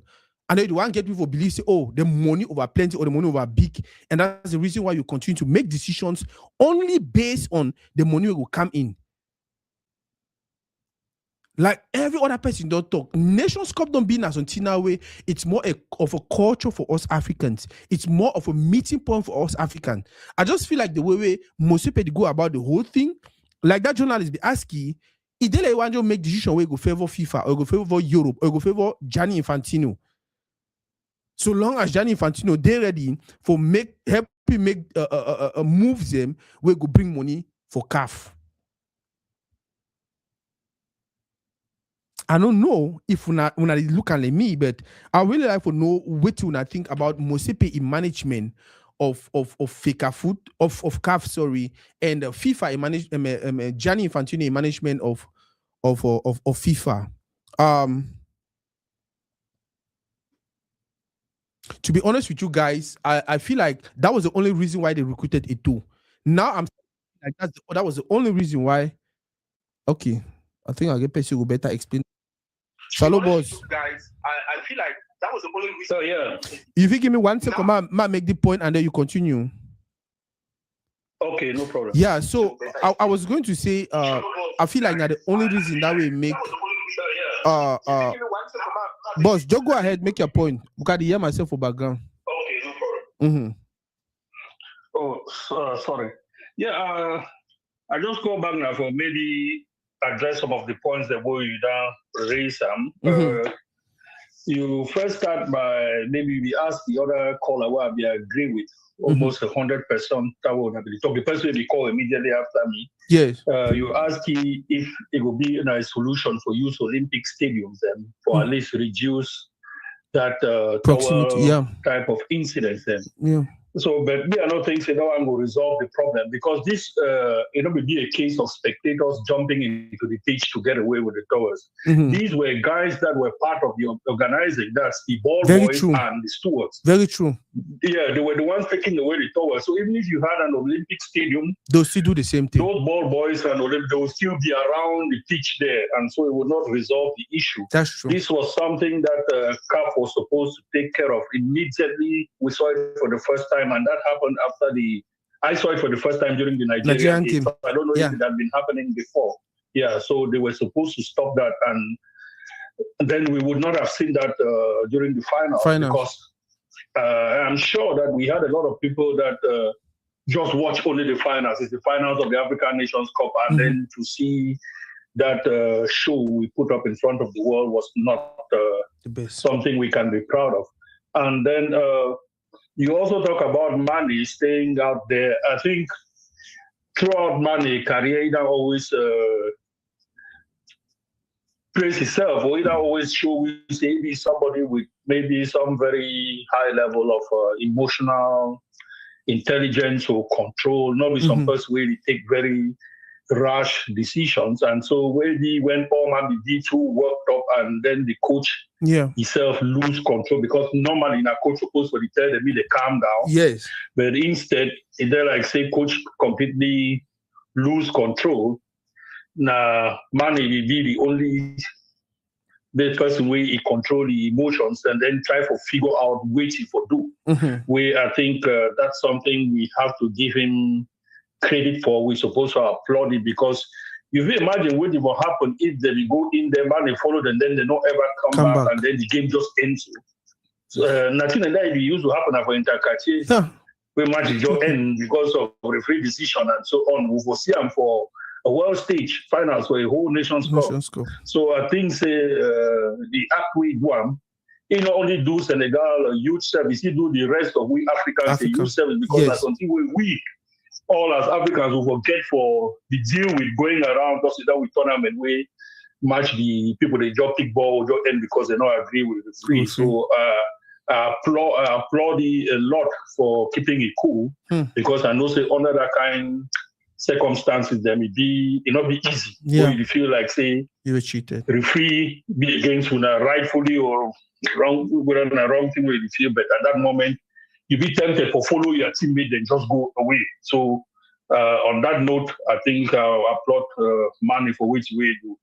About Motsepe and Infantino, we make this point the last time where we participate, and I think this was just before the Nations Cup. Will be discussed, will be announced that 4-year thing, and I will say again, people that they say change be good, and I will just say change be good, but when you want change, there must be a reason for the change. And place where me I will feel say it is lacking for Motsepe. This thing I say in our present any convincing argument why we supposed to move from a biennial tournament to 4 years. In our present something where it convince me, and so on. So if we change, because we as Africans will realize these 2 years the worry we now the problem and this will be get them, and 4 years will be now the solution, then I will applaud them. But for just woke up can talk say we will change, move to 4 years, we will now organize Nations League, another Nations League, and so on. It will bring in a lot of money. I just feel like chasing money all around all the time. Yeah. It make the man lose sight of all the other things, the way they be important about the tournament. And I get the impression, say, he not get enough football people them around him. He be surrounded by people that all their own objectives, now money, but he not get football people them. So, you used to get this former Ghanaian national team captain, where they be there for captain with some former player them and so on, where they be there for day way.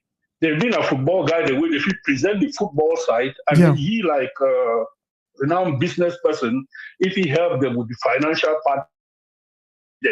So I applaud you for bringing in a lot of money into increasing CAF revenue, but in doing so, it is like say if you lose sight of the other aspects them of football, the cultural, the jamboree, as some person talk, and the importance of organizing this thing every 2 years, the developmental aspect. It give an opportunity for some countries therefore upgrade their infrastructure the way they know say they go host, and not be only the sporting infrastructure, healthcare, transport, telecommunication, and all that's in them.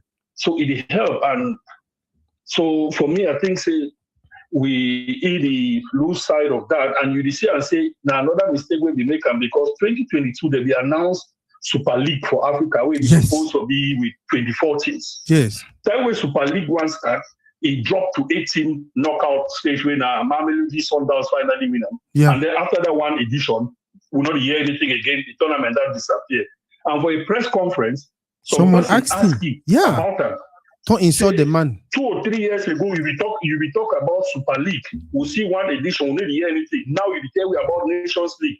Wait how you feel proof for which you know will be the same thing again. Because all that people, the way that they promise you money, say they will give them for Nations League. Time when you would have moved it into 4 years, maybe you could do one edition of Nations League after you want to go for them. They say money not the wait you could do then. He lose the cool for be polite. He lose the cool actually, and then started Bami keep quiet. You don't know what you're talking about, and so on. But again, everybody talk. You need football people. The man, why that I feel say now a great plus for you if you decide for work with person like Eto'o, so that Eto'o feel at least they present the football side of the issue to you, and then maybe use the business acumen. That's okay now, so we feel make money and then for grow together. Now only so we feel develop our football. And one last thing, just for not for be too long. Now this whole referee situation again. I want to feel say all these things escalate, then finally explode on that finals day because no action was taken when it all started. When mistakes they will be made or things that will happen during Morocco game, they will sweep them under the carpet. Sweep them, or even other games them. After Nigeria versus Algeria, they escort referee off the pitch. Yeah. Algerian players they chase. I don't know whether they will chase the referee and so on. Yeah. The CAF put out statement saying they go investigate Cameroon versus Morocco and Algeria versus Nigeria. And then the only sanction we will hear and say they suspend Eto'o for 4 games, 20, then fine you $20,000. me, I ask myself, say, what happened with all the action that we see Moroccan players they do, even for post-match press conferences? Yeah.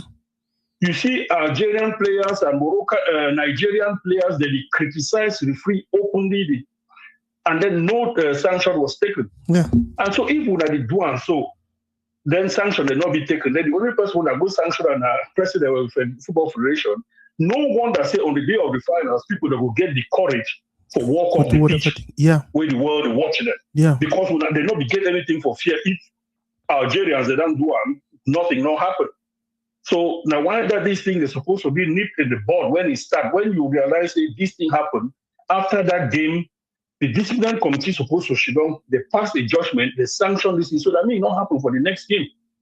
Because when I know where the tournament end, then they don't do you don't see all kind acts of misbehaving, disorderliness. Then when I come at the end of the tournament, can't just like this. Now they will sanction, they call me the sanction Hakimi, me the sanction the Senegalese coach, me the sanction this whole team.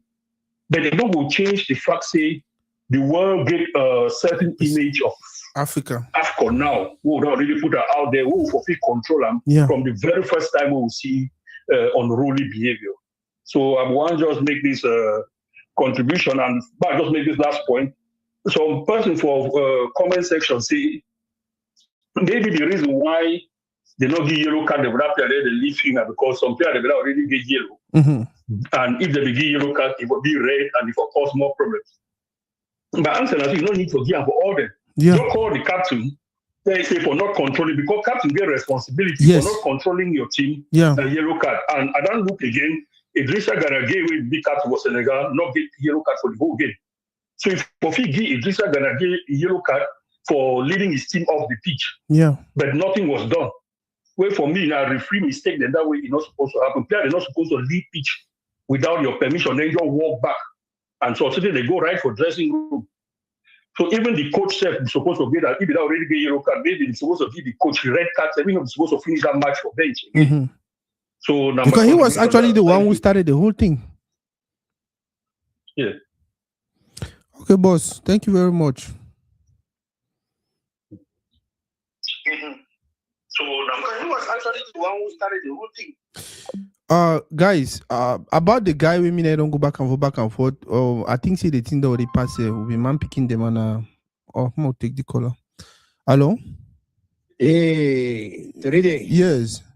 I don't call again for give my this thing. Go ahead, Baba. My input.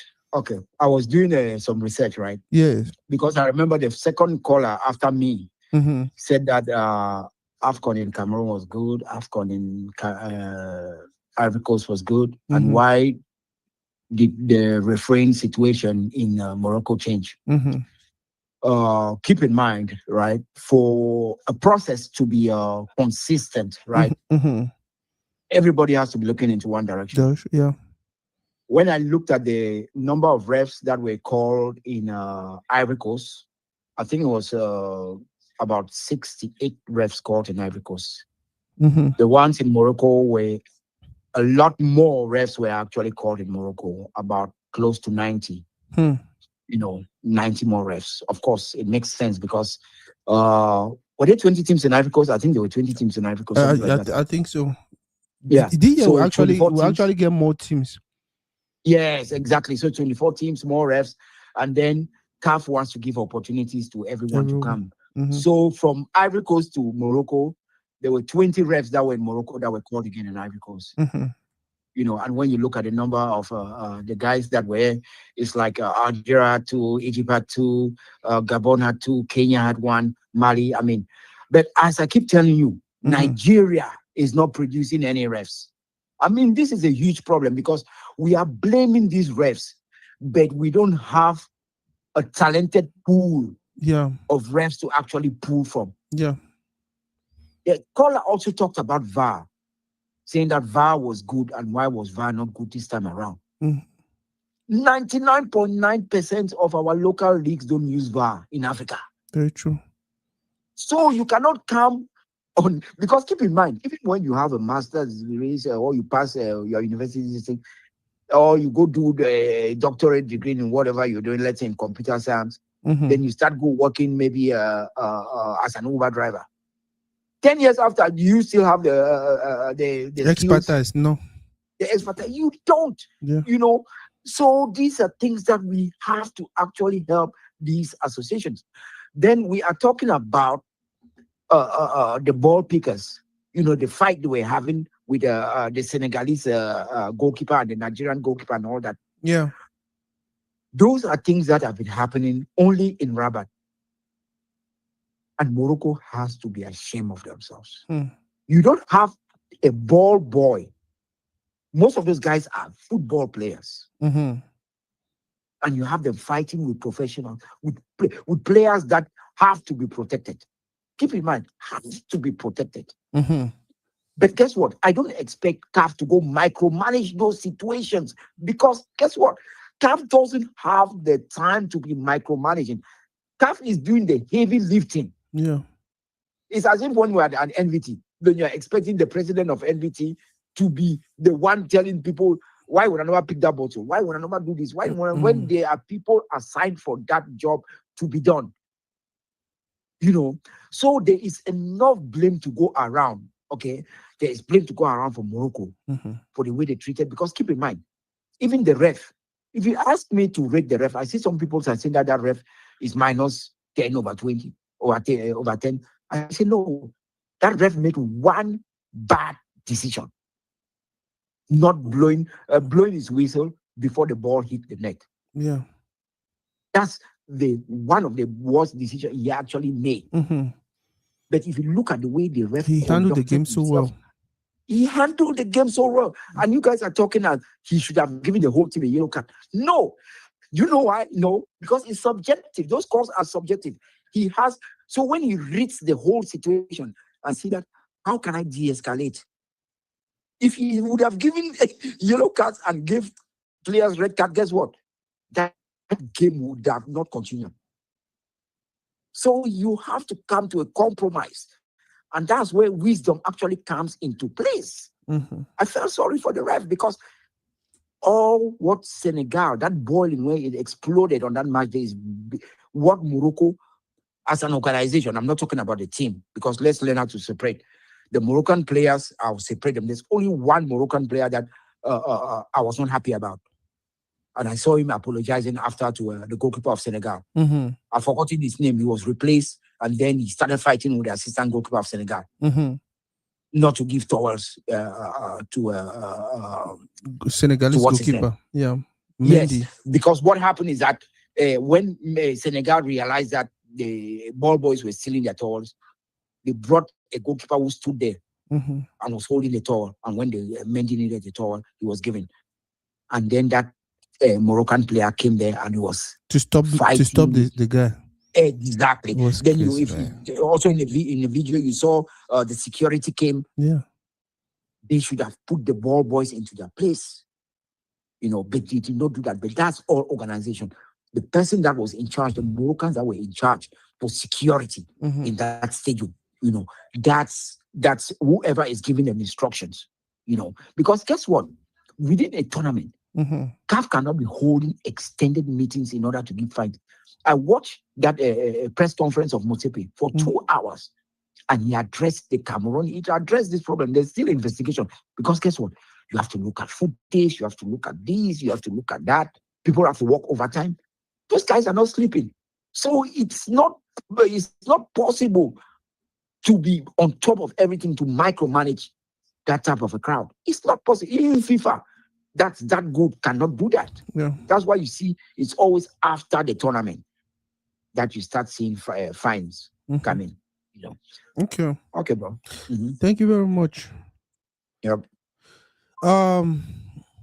Hicham Zarohi, my phone number that for screen. That's the phone number to call on the screen. If you're actually in the US, you can just call the phone number directly. If you're out of the US, if you're if you're not in Canada but out of the US, out of North America, you actually add the phone number for WhatsApp and you go ahead and call. I hope so you see the number, and I hope so any other person to see it's +1 214 779 160 6. Shout out to Ejab, and shout out to everyone who's been watching. Before Trula one call, I'll be travel talk say you guys should just forget about whatever happened between me and that guy. I was just frustrated because I know him so well. I'd always really comment at things like that. But as I talk, it already passed. Now one of that person, I don't block so many people from to read it. But now one of that person in the way, I'd always be like, you know what, me just talk what they want to talk. I know give me time. I don't know why they want to do over piss me off. I was going to say something about Samuel Eto'o working for FICA for CAF and for FIFA. I am starting to believe, because I, to be honest with you guys, I'm not happy with the way CAF is handling situations. I'm not happy with the way FIFA is handling situations. Like my brother Eric talk, CAF is actually just playing boy to FIFA. Whatever thing FIFA wants, or whatever thing the people in Europe want, he's looking for every way to give them, because at the end of the day, they don't promise you say, oh, we'll help you get sponsors, we'll help you get this, we'll help you get uh will help you get that. I'm actually frustrated a little bit with truly and just come over Toxi. Right now they get meeting them and all of that for decide how sanctions will go for the team there, or for the country them and things like that. But guess what? If Sweat be enter for Mendy I because they deny for wipe Gito, and then because Sweat enter for I, they score Senegal lost that match. It no go change the fact after the sanctions in Morocco as a country. Change the fact that Senegal already lost the trophy. There are some basic things, especially some situation in the way when it happened for field, social media. I should say they don't see the videos. I should say even the Nigerian Football Federation or the Senegalese Football Federation don't probably Nigerian Football Federation or the Senegalese Football Federation don't probably report for match delegate saying that thing that way it happen. Those are situations that can be solved for if the fit one for day. Refugee need for camp for they can't tell and say, hey, when I stop this particular incident, if not be so, when I'll get some sanction. Where is the day Refugee actually come for the or the match daily give come for the and sort out the situation? The other question is when ball like my brother walk here talk when it start happen when now people they supposed to pick ball. Now then the go fight with goalkeeper when a player it's already out of hand. Now for they will decide to say maybe the federation even the work in hand in gloves with the people them for create other chaos. How many players do come up for inside fee where they don't replace it instead of for she don't for bench? If pass can stand up for another team in back pole. How can that even happen? How can that even happen? Boss.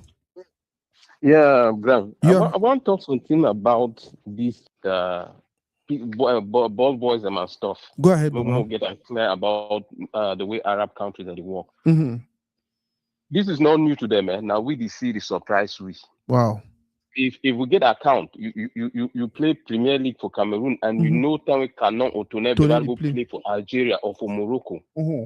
If they tell you what they went through, this is nothing new. Yep. This is nothing new. I remember some famous, I think that probably Canon in last African tournament final where Jean Calvé Batang they play, Akuno become take charge for the team. Mm-hmm. Their away game, team guy they be tell you about their away game, how they be threatened on the pitch. You be the player that say you know go lost woefully, but you be for lost, you be for get out of that pitch. That was the mentality. So it's nothing new. You see Algeria, the glad in Morocco lost. We Cameroon said even time with the clash with Nigeria, some level they with the support Nigeria. Yeah. Some level they will not say no, I don't want to just brotherly teasing. Now we go for support our brothers.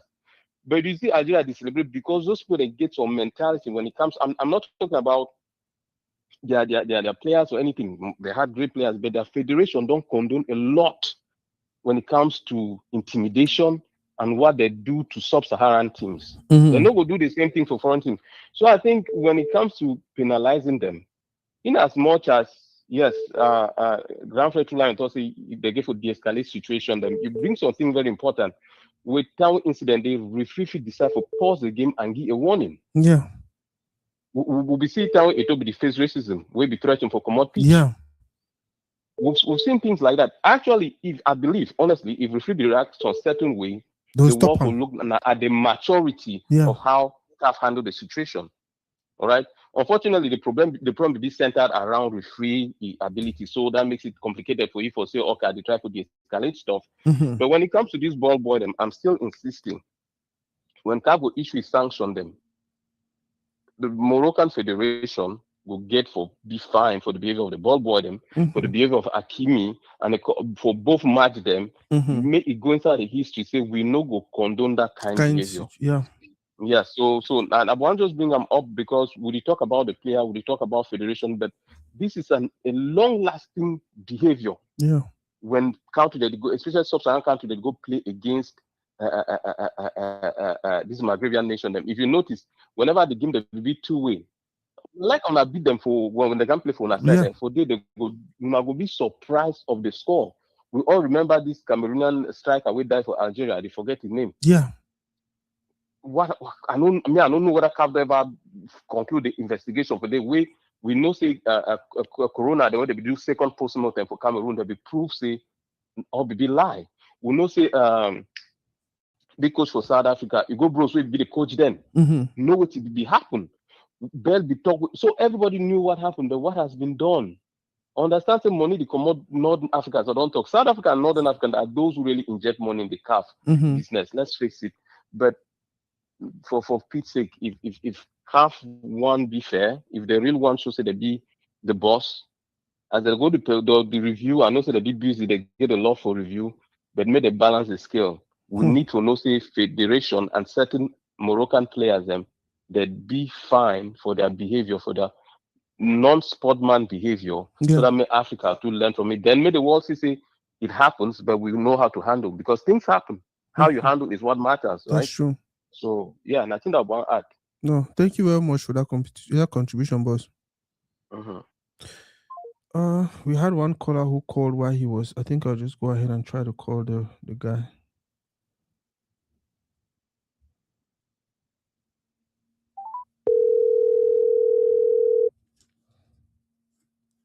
Hello. Yeah, Baba. You call with some other caller be the talk. So I need to yeah. This is the program that's going on Facebook right now? Yes, sir. Oh, hi, Lowen. I'm Moroccan, and I really wanted to talk. If you give me a minute, please. Okay, go ahead, make your contribution. Yeah. First of all, you guys talk about the refereeing. I mean, and you guys talk about this competition in Morocco was the worst. This is not unfair, man. This is unfair. We received everybody with open heart.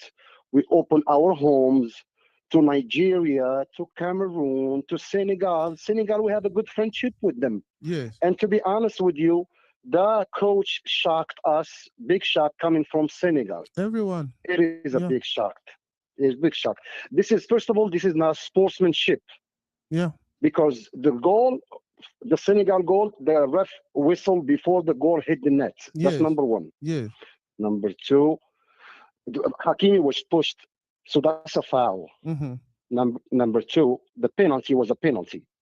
You know, and if you remember the Euro between Spain and Germany when Correa got the ball with the hand, if you remember that now, it was no big deal about it, and it was a clear penalty. But Diaz was grabbed by the neck.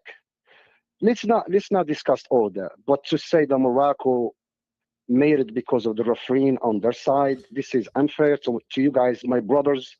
And we love Africa. As Moroccans, I don't know, you guys talk about us like we are the worst people in the world. No. I think you're getting that part wrong. I'm not sure we were sounding like Morocco is the best. From the beginning of the show, I said it here that Morocco organized the best competition. And I even went on to say maybe the only difference between the past Nations Cup and this one right now is the fact that so many people have phones on in the stadium and they can just broadcast whatever thing they're trying to broadcast. Things like this have always happened in football. You understand? Yeah. And to be honest with you, if you see the mistakes that happen in the Premier League, in the La Liga, Spain, they are far worse from Africa. And to be honest with you, and let me please speak to our brothers in Africa because I think they got the wrong idea about Morocco. Number one, the infrastructure was beautiful. Everything was good.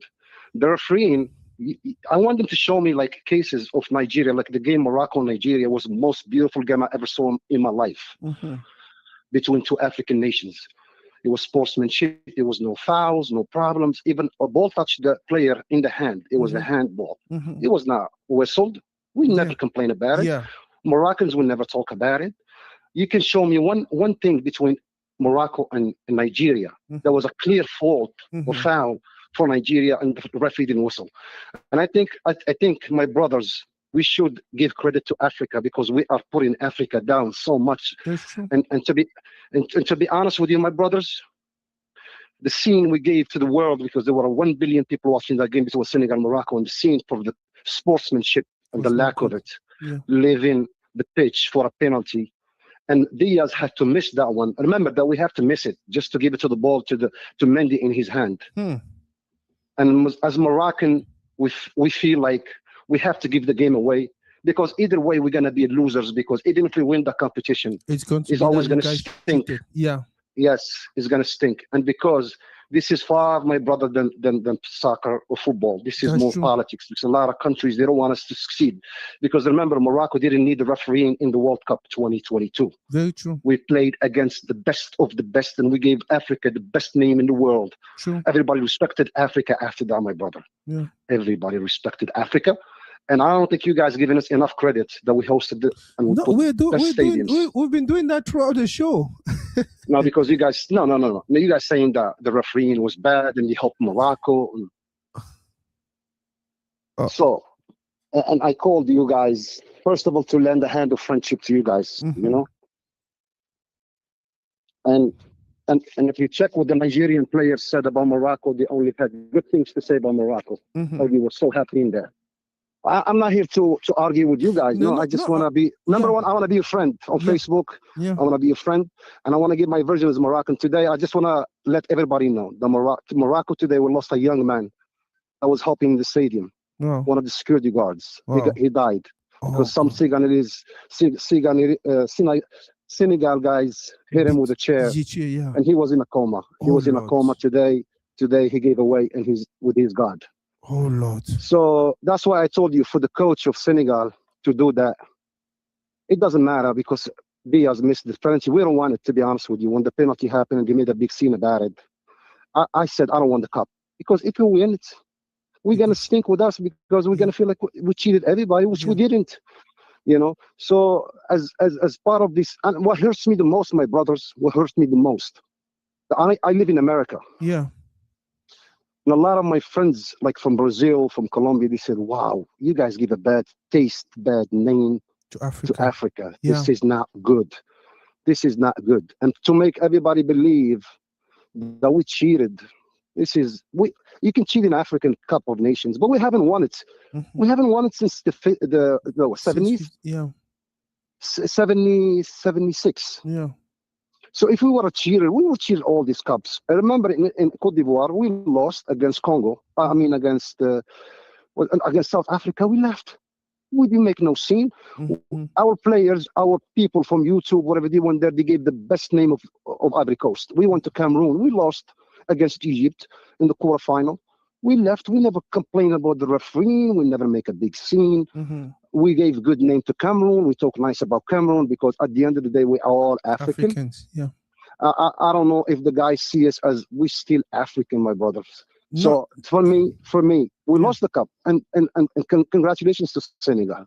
But the way he went about it, it was not fair to us. It was not fair to football in Africa. And that's one of the main things. We want to give a good image about Africa. We want to give a good image, and my brothers, keep that in mind. The whole world. Remember, we've been under slavery for years and years. All of us. Yeah. We want to show them that we can host, and we can organize. We can do things. Things can happen at our continent in Africa. But that scenery of the coach calling his players, and they went, and they have to make phone calls, and Diaz has to miss that. And remember, if you go back to the penalty, the way he took it, nobody was happy, nobody was mad. We missed. The whole scenery was bad. But as Moroccan, we're proud, because we have to give Senegal that trophy. Senegal has to get it, because either way, even if we win it the penalties, whatever, it'll stink. We don't want it that way. We'll go to the World Cup. We'll fight again. Maybe we'll make semi-final, maybe the final, maybe we get it. When we have to get it, we want the World Cup now. We don't want African nation cups. We want the World Cup now. And remember, we won under 20, the World Cup against Argentina. Yeah. We beat France. We beat Spain. We beat Brazil. We beat South Korea. We beat all of them. We Moroccan, we believe in ourselves, because we first, number one, we are Africans. We're proud to be Africans. And we put a good show, not for us, Remember when Alba, Idris Alba came to sing, he sang for Africa. He didn't sing for Morocco. We put all the nations together, all the flags. The people had a good time. I'm sorry I'm taking a lot of time of you because I wanted to everybody to see what we saw. Yeah. My friends saw from Brazil, from Colombia, from France. They're like, man, that a bad image for Africa, bro. Either way you look at it, bad image. Yeah. Understand now, 2 people are, one of them is dead. The other 6, I think, or 7 still in the hospital. We don't know if they're going to make it or not. It wasn't worth it. It was not worth it. You can talk about refereeing, but refereeing in Spain, in La Liga, in England, we all suffer from refereeing because they're human at the end of the day. Yeah. And I don't think it was a bad mistakes that people can talk. Diaz was grabbed from the neck. You can argue that, okay. Yeah. But Hakimi for the goal for Senegal, he was pushed. And you, as an attacker, anybody push somebody, that's a foul. So I just wanted to explain to you guys our vision, our view of things. But at the end of the day, we felt like everybody was against us. We don't know why. There was no big mistakes for Morocco. We didn't get no help. We didn't need it in the World Cup. Why we need it in AFCON? You know? I thank you for your time. I don't know if you want to say something to me. You want to respond to me or something? Yeah. Thank you very much, first of all, for contributing. It makes you, to be honest with you, you're actually just saying, you're just repeating the same thing almost everyone has been saying. When I started the show, and even most of the people who called, they actually said, first of all, we have to respect the referee's decision. And one caller said the only mistake the ref made was actually call the action, the Senegalese goal that was cancelled. He called the action before the goal happened. And he went ahead to say, but the ref was actually close to the action. So he probably saw what happened. And that was why he called the action. He did not need any VAR. And even with the penalty, when I started the show, I said the same thing. I said, for me, it was a clear penalty. It was a pull. There is nothing, there is nothing anyone can say about it. Now, whatever Senegal did, for me, and I said it when I started the show, it was more of a psychological game. And I even said it, and I wrote it down on my notes. I said, for me, I feel like Senegal just took advantage of the fact that they know that Moroccans are going to act like this. So all we have to do is complain, act like we're walking out of the field, and then it's just going to drop the Moroccan spirit. And then they're just going to be like, you know what? Even if we win, these people are going to complain. So why do we even want to win? Because that was how the whole thing looked at the end. To be honest, I talked to all my Moroccan friends at the same time. We said, we don't want it. That's it. They can have it. If they want it that bad that way, without sportsmanship, they can have it. I swear to God to you and all the viewers, the people are going to see this live. We talked as friends. Now, 99.9, even 100% Moroccans, we said, it's okay. We happy. We happy we didn't take it. We want it, and we deserve it. You know, we don't know. You know, we missed chances in the game. We played against Nigeria good, against Cameroon we played good. Look at the Cameroonese. We love them because they came out. They said, Morocco play better than us. They beat us. It's okay. Nigeria the same way. It was a tough game, fair game. Nobody pulled nobody. We love the coach of Nigeria. We love him. Where are you guys from anyway? I'm so sorry I called you. I'm from Cameroon. Oh man, we love you. We love you. We love you guys. We love your team, young team. Trust me, everybody who is a football, who is honest with football, we all accept the fact that Morocco had a good team. They played their best. They did everything they did. Irrespective of whatever was happening out of the game. But again, thank you very much. I have your phone number. I'll save your phone number. Maybe we can maybe we can talk and then have you as a guest on the show so we can talk more football. Thank you. Can we do like a camera thing? Or? Yes. I'll definitely we're definitely going to plan. We'll send you a link where you can log in so people can see you and then we can discuss football. Oh, that would be awesome. That would be awesome. And let me say something about Cameroon, by the way. Yes, if you let me. I love Cameroon team. Beautiful team, by the way, and young team. I love the coach. The coach is so modest. He's so humble. He's so very, very modest, and he's very clear.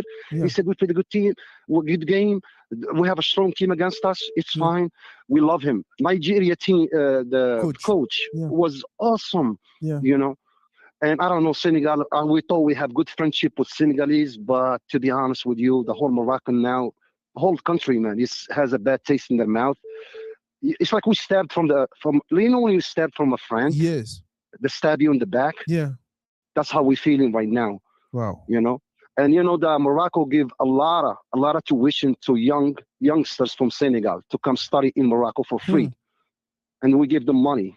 I don't know. You can Google that. Not only to Senegal, a lot of people come to our country, and to get stabbed from the people you love, and you build the stadiums so Africa can look good and people can trust in Africa, and to get stabbed like that. The hotels were beautiful, It just we feel we don't care about the trophy anymore. We care about the stab in the back from who? From our brotherhood, from our brothers in Africa. And that's a shame. I'm so shameful right now because what happened? You make the whole continent look so bad. That's not good, man. For football, for the spirit of sportsmanship, for the brotherhood that we share, for the slavery years that we suffer, all of us in Africa. That didn't look good one bit, man. One bit, my brother. One bit. Okay. Thank you. Keep my phone, please. Reach out to me, and I would like to meet your viewers. And I got viewers on I can invite you too, by the way, to my show on Facebook, please. Okay. And let's make that a friendship to go away. Okay, brother. Thank you very much. All right. Thank you for your time. Wow, man, that was touching. That was touching. I like the fact he came up here to share how they feel also, because sometimes we get on this. I'll take the caller first before. Sometimes we get on these conversations and we just talk and talk and talk. Now, when you listen from their own side, also, we get to understand better what is happening. I'll definitely invite him. When I start talking to him, also, I'll let him know about other platforms so he can go on there and have conversations, because that's the thing. Like he said, it's Africa. It's Africa, whether you like it or not. Cameroon does something bad, Cameroon is representing Africa. Nigeria does something bad, they're representing Africa.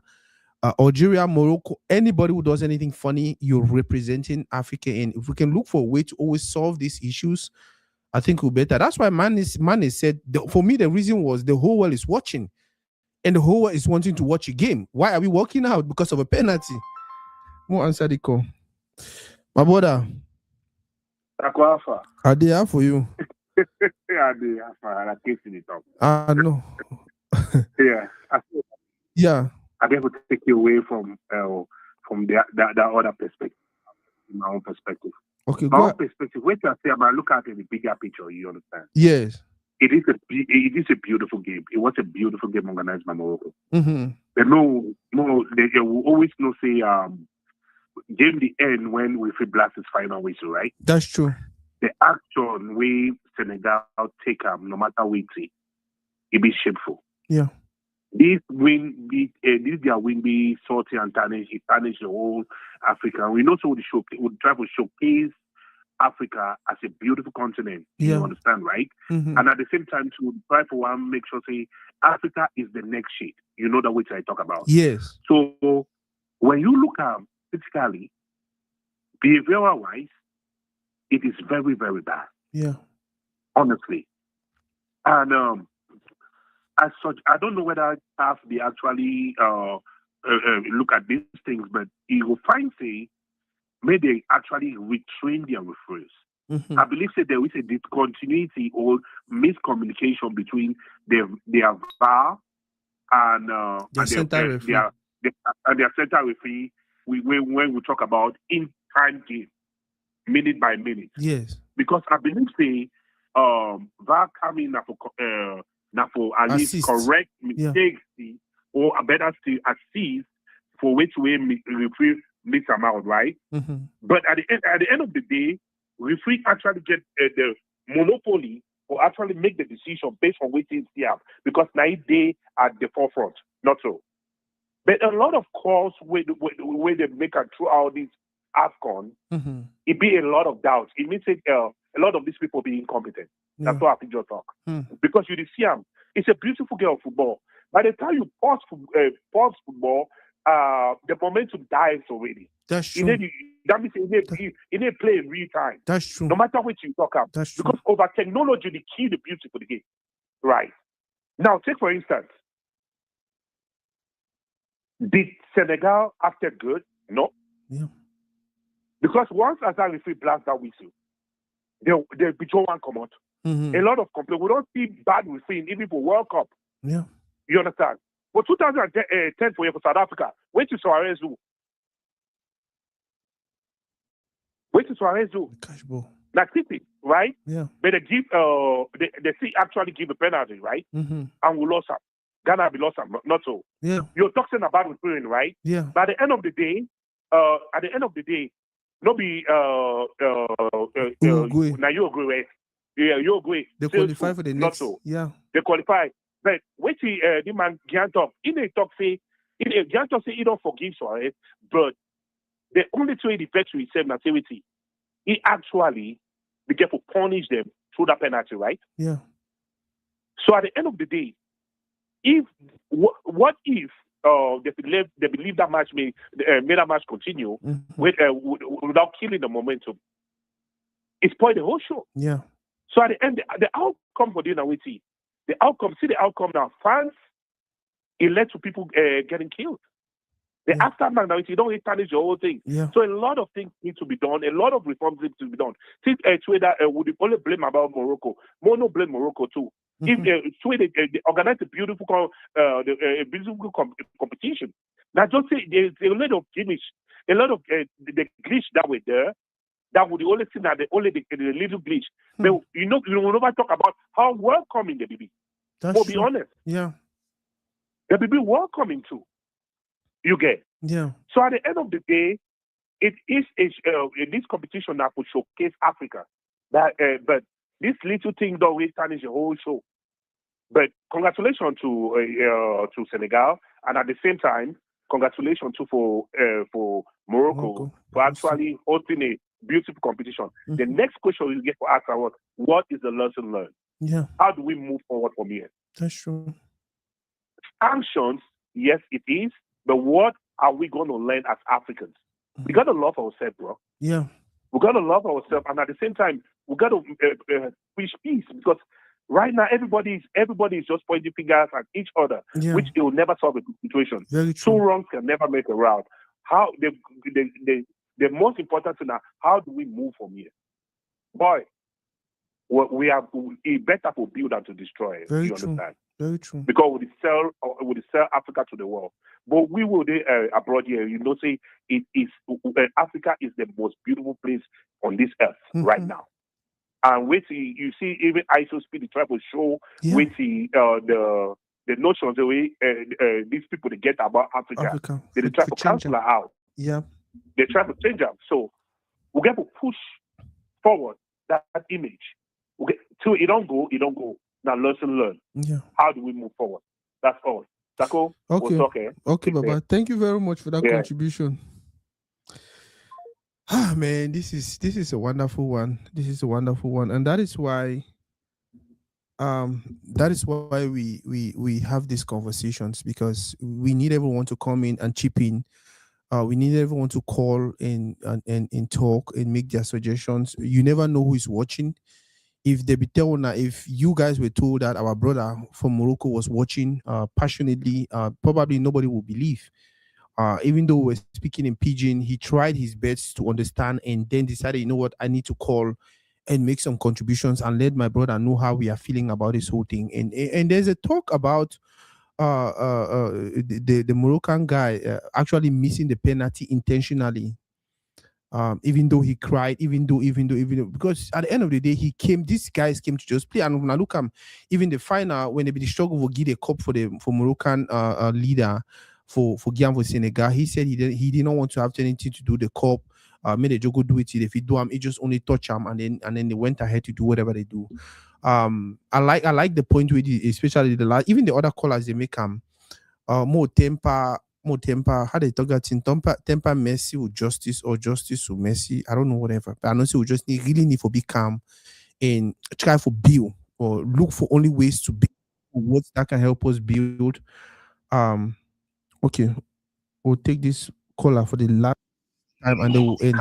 Boss. Yeah. Now you go close the show today. Make it real quick. Oh, okay. To start with, I think I won't say much about you actually had a good conversation with our Moroccan brother, and you shared a perspective, which was, I think, properly represented. So you were right that throughout these conversations, we have what we are actually doing here is some kind of autopsy of the tournament and to figure out what went wrong. And I think we have not blamed Morocco for it. I think most of the blame has been on CAF. So who we hold the people we hold responsible is CAF and not Morocco. Morocco's responsibility was to provide infrastructure, and I think they did a fantastic job. They gave, I think that's the best infrastructure we have ever had for the Nations Cup. The people were also very welcoming. We did not see any crazy things between opposing fans, and I think we have given them credit for. The only problem I think I still have is with the ball boys and the stewards that I believe are Moroccans who were fighting with goalkeepers and the towers and so on. But again, you're always trying to have an edge. You're always trying to have that advantage. So they were trying to have an advantage, but it was again for FIFA to put that under control. Sorry, not FIFA, CAF. Sorry, to put that under control. Yeah, and that's where CAF failed us. So I don't blame Morocco for that. And we all here have said that walking off was the wrong thing to do. It was a shame for Africa. We maybe presented ourselves out there in the world in the worst way possible. And I actually said, I thank Mane for keeping a cool head, because I don't know where we'd be hiding if the match had ended like that. So for him to have gone there and brought back his teammates to the pitch to finish the game, we still have blemishes, but at least he saved us some major embarrassment on the world stage and so on. So to the Moroccan brothers, I don't think we have an issue against Morocco. They organized a good tournament, but CAF failed. I would say CAF failed Morocco. Yeah. Because my first comment here, I said Morocco has a good team. They are the number one team in Africa. They don't need any support from CAF to win games or from the referees to win any game. They don't need it. But looking at the way things were going, starting from, let's say, the Tanzania game, it was as if the ref just CAF decided was trying to do everything possible for Morocco to win, which wasn't. Morocco did not do that. It was CAF that was actually maybe mishandling the situation. So that's what I think happened here. And just to address one or two things that my brother True Lion said, that when they organize these tournaments, football has rules. Yeah.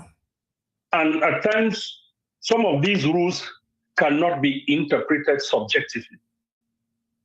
It is a rule in the FIFA rule book that if a player leaves the pitch without authorization from a referee, it is a straight yellow card. Yeah. So you cannot come as a referee. A player leaves the pitch, goes to the dressing room without permission and then from come you, back when they want. And you start saying, "Oh, I have to consider."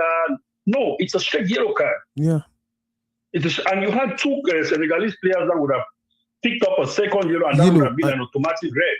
Which was supposed to be, it was Yeah. So when you don't do that now, you just make the whole thing look funny, because you're a referee and you have to apply the laws and so on, especially when it's not a foul where you can say maybe it was a foul, maybe it wasn't a foul. Here it was very clear. They left the pitch, went to the dressing room and came back without your permission. So it is a yellow card. That's what the laws of football say. So we also see that a lot of players also, this is what we discussed the last time during our league last season. This team from the Southwest, I don't remember the name. Yeah. This is what led to that headbutt incident. Yeah. You had that player, I think the captain from that team in the South, I've forgotten the name of the team, that left the pitch, went and took a piece of paper from the coach. I don't know, the coach or something, came and was pointing it at the card. And then when the referee gave him a yellow card for leaving the pitch without permission, they flared up, and then it ended up with a headbutt incident. Because the referee was applying the rule. But all we are going to see now is that, the referee headbutted somebody. That was wrong. That referee, to me, also was supposed to be given a long ban No matter what the player, you're not supposed to be headbutting players and so on. Yeah. But again, the referee, the decision to give that player a yellow card was the right thing to do for leaving the pitch without permission. So saying that we have to wait till the end of the tournament, that's not how these things work. We have seen referees sent back after a game because their performance was poor, which means the commission sits, the tournament is still going on, and they said you perform poorly, you leave, and so on. We also in this same tournament, we saw CAF put out a communique saying they were going to investigate Cameroon versus Morocco, Nigeria versus Algeria. They did not wait for the tournament to end. So I don't understand why saying that normally you cannot be micromanaging. No, you have commissions that are working. You have commissions that are working on a daily basis after every game and looking at issues that have to be corrected. Certain issues can be handled at the end of the tournament, but there are certain issues that you must nip in the bud at that particular moment to prevent it from escalating. And it's because it was not done, that's why we saw this mess on Sunday. Because they allowed these things to be escalating, and Senegal came to that finals thinking that we are not going to allow anything. So now any small thing that happened, even that they thought they were trying to maybe refer the game in favor of Morocco, which if this had been corrected before, we would not have seen that. So you have commissions that work after every game. And the example with picking of bottles, it's not the president that says, people don't just come from outside and start picking bottles during NVT. If anybody is picking bottles, they have been commissioned by NVT to say, okay, you will be responsible for keeping field A, field B, field C clean. And if at the end, a bottle is picked up from the ground and broken on somebody's head, the president or the NVT is responsible for that. You're not going to say, oh, it was not. And so that's why I'm saying CAF is responsible for all these things that were happening.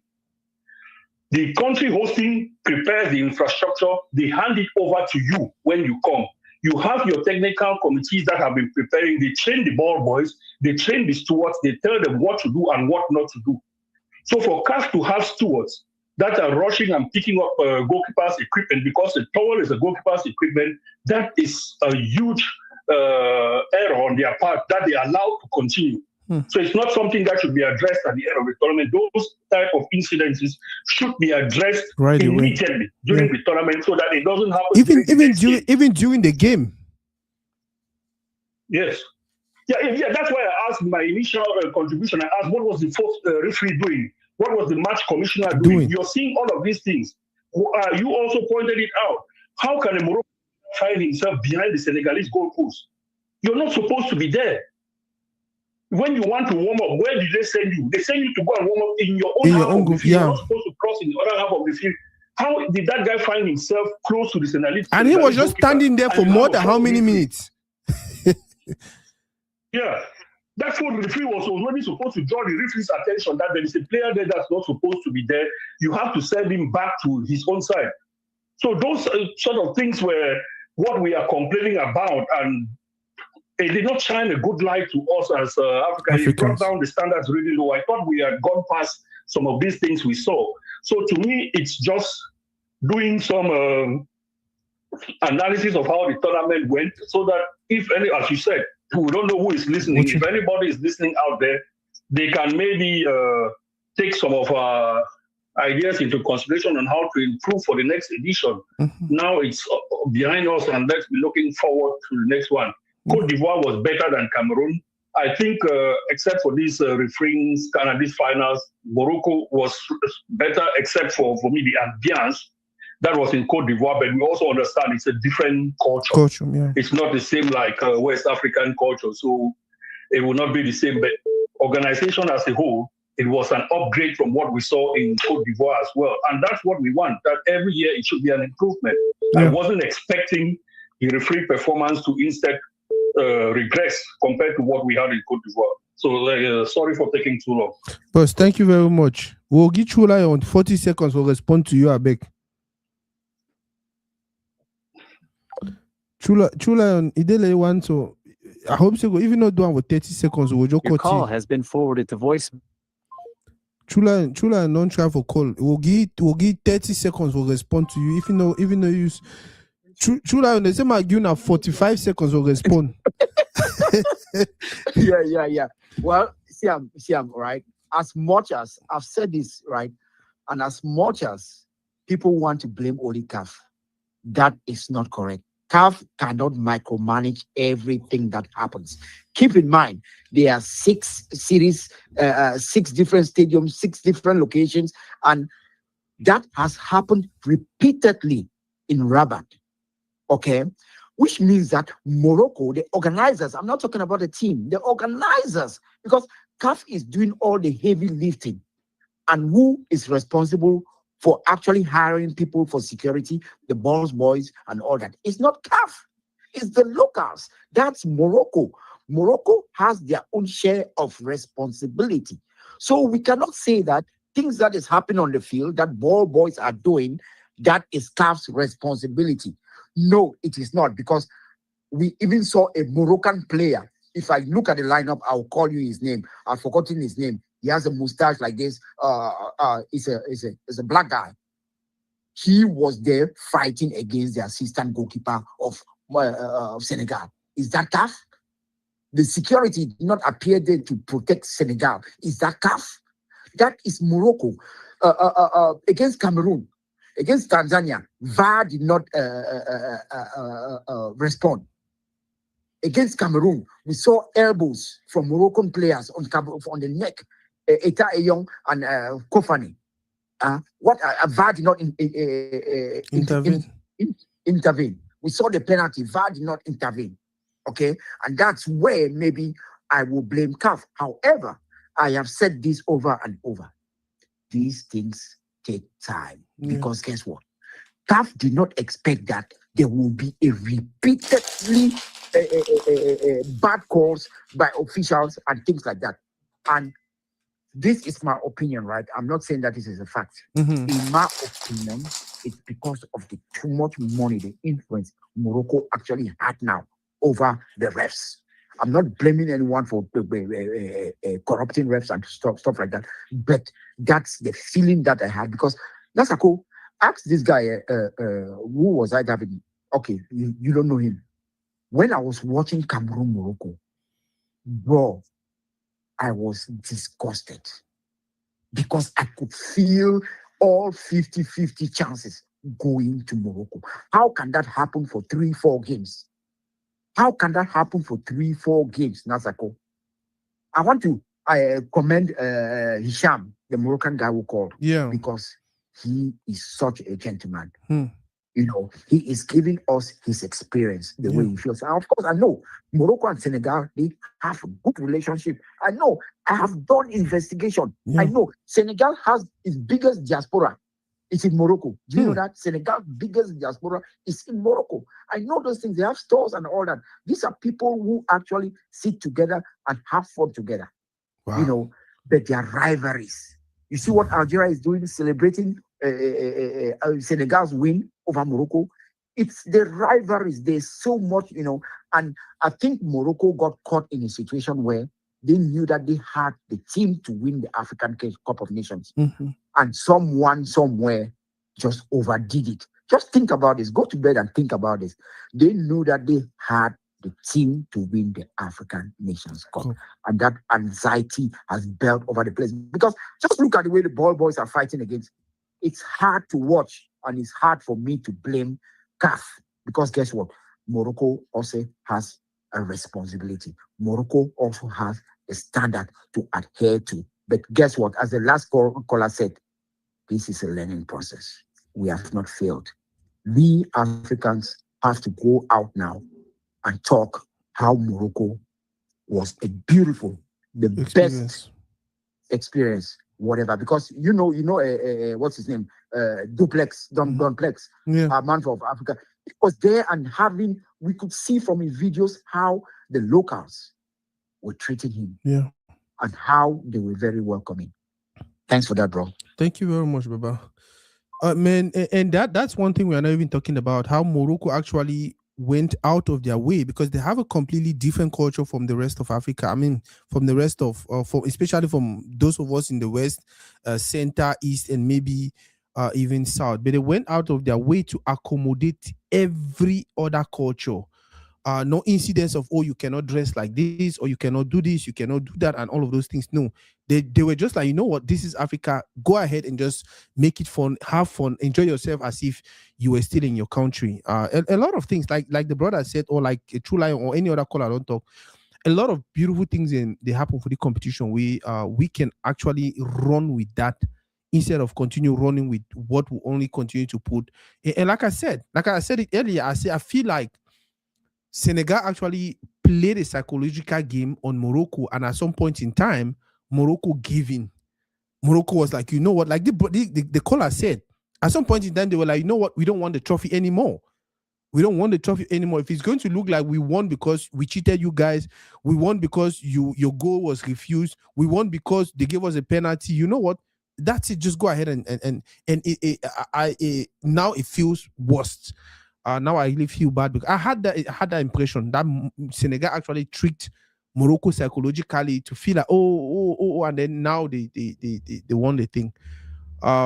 We're just wishing Morocco the best, especially for World Cup. We hope Senegal will go World Cup too, and then because all this FIFA no see. We just wish every African team the best and hope they can do what they can do to represent us as Africa. Thank you now very, very much for this show. This is 2 hours 30 minutes. I'll talk to our brother Hisham, and whenever they come here, we'll make flyer or put them for the way almost every person feel watch and make their contributions, and we can have this beautiful conversation. Man, when I don't really make my night, I don't make my evening. This was just beautiful. Thank you very much.